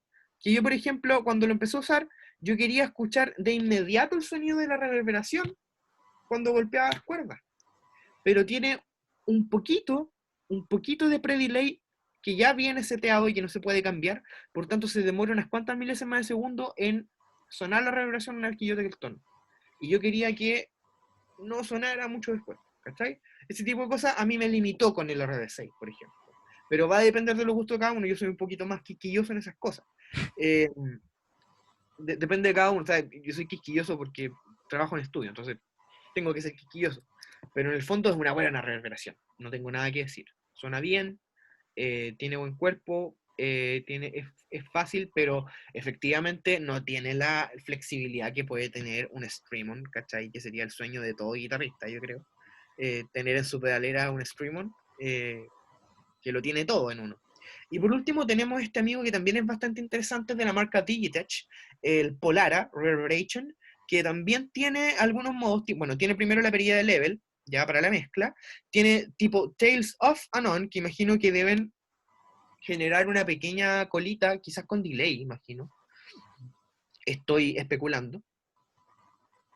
Tiene su perilla de decaimiento, qué tan larga va a ser la reverb, el tipo de reverb que vamos a utilizar, room, plate, reverse reverb, modulate, halo, spring, hall.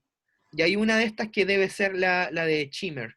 Y el liveliness también tiene relación con una perilla de tono, porque en realidad lo que hace es darle más brillo a la reverberación, de manera de poder hacerla más evidente. Pero ellos le ponen el nombre liveliness por un tema de marketing, nomás, de que se entienda como tal. ¿Ya? Al final, en efecto, lo que si han podido sacar en conclusión en todo esto es que todos los pedales pueden tener los mismos parámetros, pero con distintos nombres según la marca, para que se entienda nomás, ¿ya? Pero en el final es eso, ¿ya? Y antes de mostrar el efecto de reverberación, voy a mencionar los últimos pedales, que con esto estamos cerrando, que estos son otros en un apartado que existen pedales de delay, por ejemplo, moduladores que traen un apartado que se llama Tap Tempo.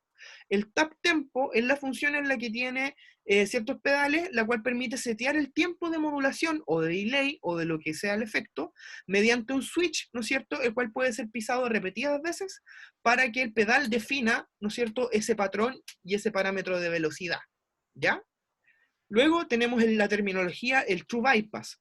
Cuando nosotros hablamos de True Bypass en un pedal, básicamente estamos hablando de la capacidad que tiene el pedal de que cuando lo desactivemos sea como si lo aisláramos totalmente de la cadena, ¿ya?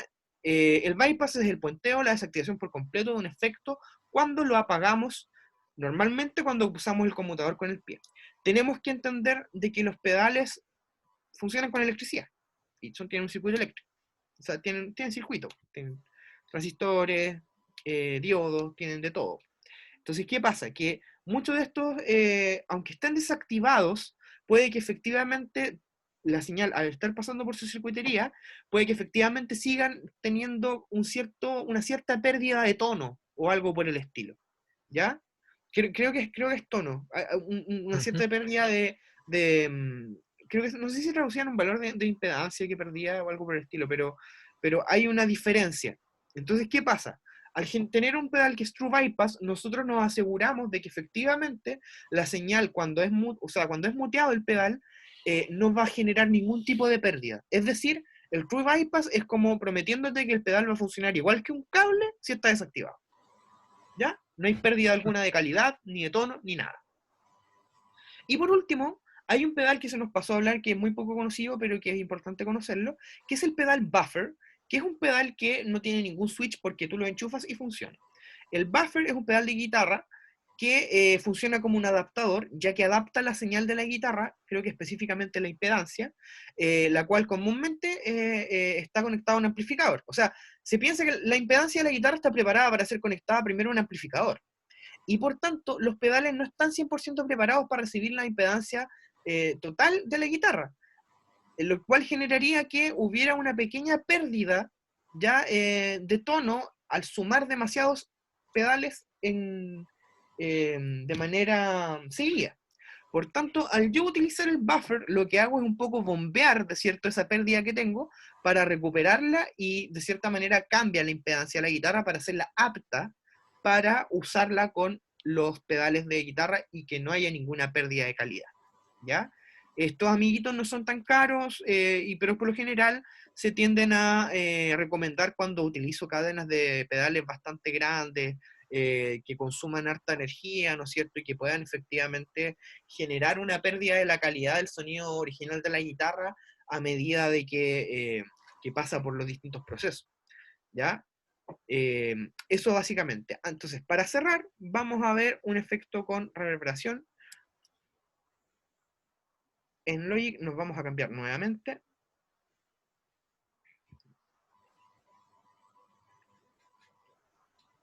Y vamos a utilizar nuevamente este ejemplo.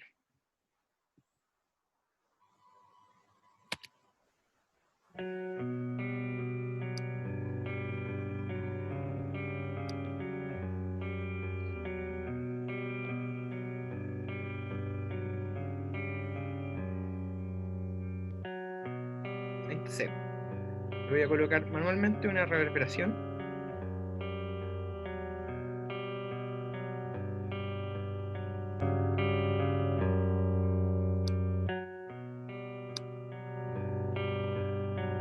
Voy a seleccionar el tipo de reverberación. Voy a seleccionar, por ejemplo, un tipo de chamber.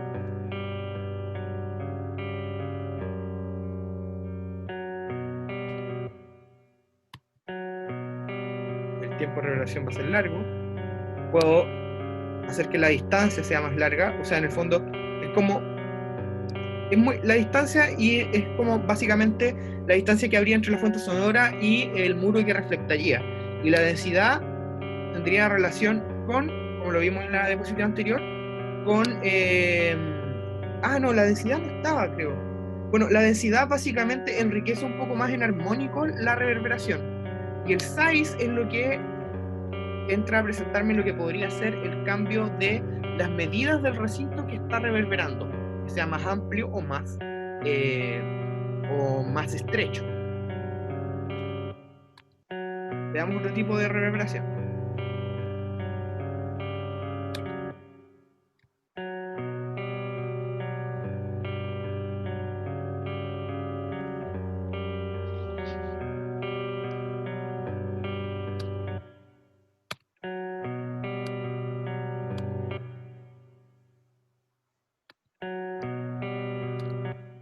Hago esos cortes de inmediato porque pueden notar auditivamente un poco más cómo entra la cola de la reverberación.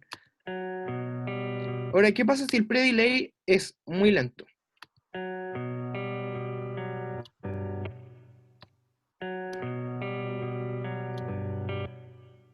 ¿Notan cómo es un pequeño eco?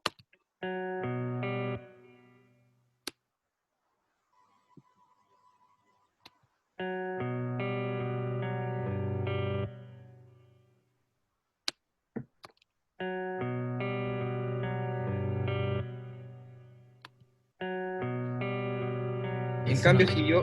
Disculpa. Ahí se nota. En cambio, si yo coloco un predelay en 0, debería sonar en conjunto a la reverberación.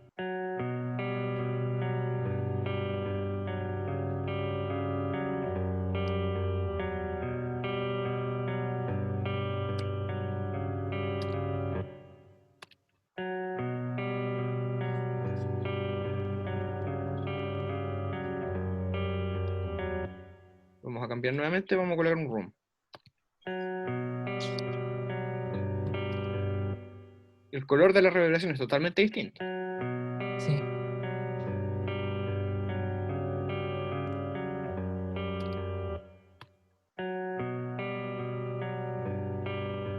Y estas, bueno, acá está representado con curvas, pero estas curvas lo que hacen es básicamente representan el damp. Con esto yo puedo decidir que la reverberación afecte mayormente en las frecuencias agudas o en las frecuencias bajas.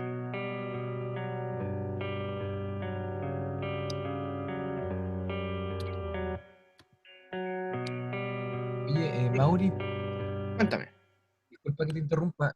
Yo tengo que retirarme ahora porque tengo una reunión a las 9 y quedan como 10 minutos. Disculpa la No, interrupción, pero tranquilo, de hecho está bien, Joel, porque justamente estábamos terminando, así que no hay ningún problema. ya. Pero la otra semana voy a estar así muy, muy a top con el Perfecto. horario. Perfecto, Joel. Oye, muchas gracias por participar en todo caso. De todas No, maneras, ya gracias a ti. estábamos terminando. Yo ahora iba a dar espacio para las preguntas, así que nos vemos la otra semana, Joel. No hay ningún Dale, no, a ti problema. muchas gracias. Los demás, igual, un gusto, que estén bien. Chao, Chao. chao. Perfecto, que te vaya bien. Chao, gracias.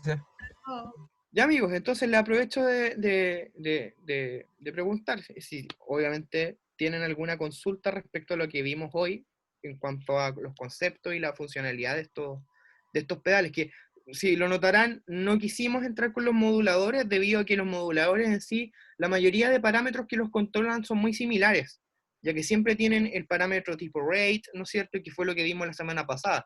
Sin embargo, estos otros parámetros son muy distintos entre sí en nuestros pedales, y por tanto podía ser un poquito más complicado de entender al momento de explicarlo. Por tanto, quise hacer hincapié sobre todo en ellos. Me gustaría darles un espacio para que pudieran avisarme si tienen alguna consulta. Y bueno, darle obviamente las gracias por venir a la segunda sesión del taller. Nos esperan 2 sesiones interesantes donde vamos a revisar el orden que le podemos dar a nuestra cadena de pedales y donde vamos también en la última sesión a analizar la cadena de pedales de algunos artistas famosos y cómo eso define también el sonido característico que tiene cada artista. Y también vamos a estar viendo los pedales que se eligieron como los mejores del año en cuanto a como mejor calidad y los que son mejores pero de acuerdo al bolsillo como más accesibles, porque siempre se eligen 2 categorías, los mejores mejores sin importar el precio y los mejores pero más baratos. Entonces vamos a ver todos los pedales que están ahí dentro del año, creo que fue el año pasado que se hizo la última, todo el año hace una a fin de año. Buenísimo. Es interesante esa parte que tiene que ver con la relación calidad-precio, porque hay marcas que de verdad han trabajado muy bien esa relación con grandes resultados.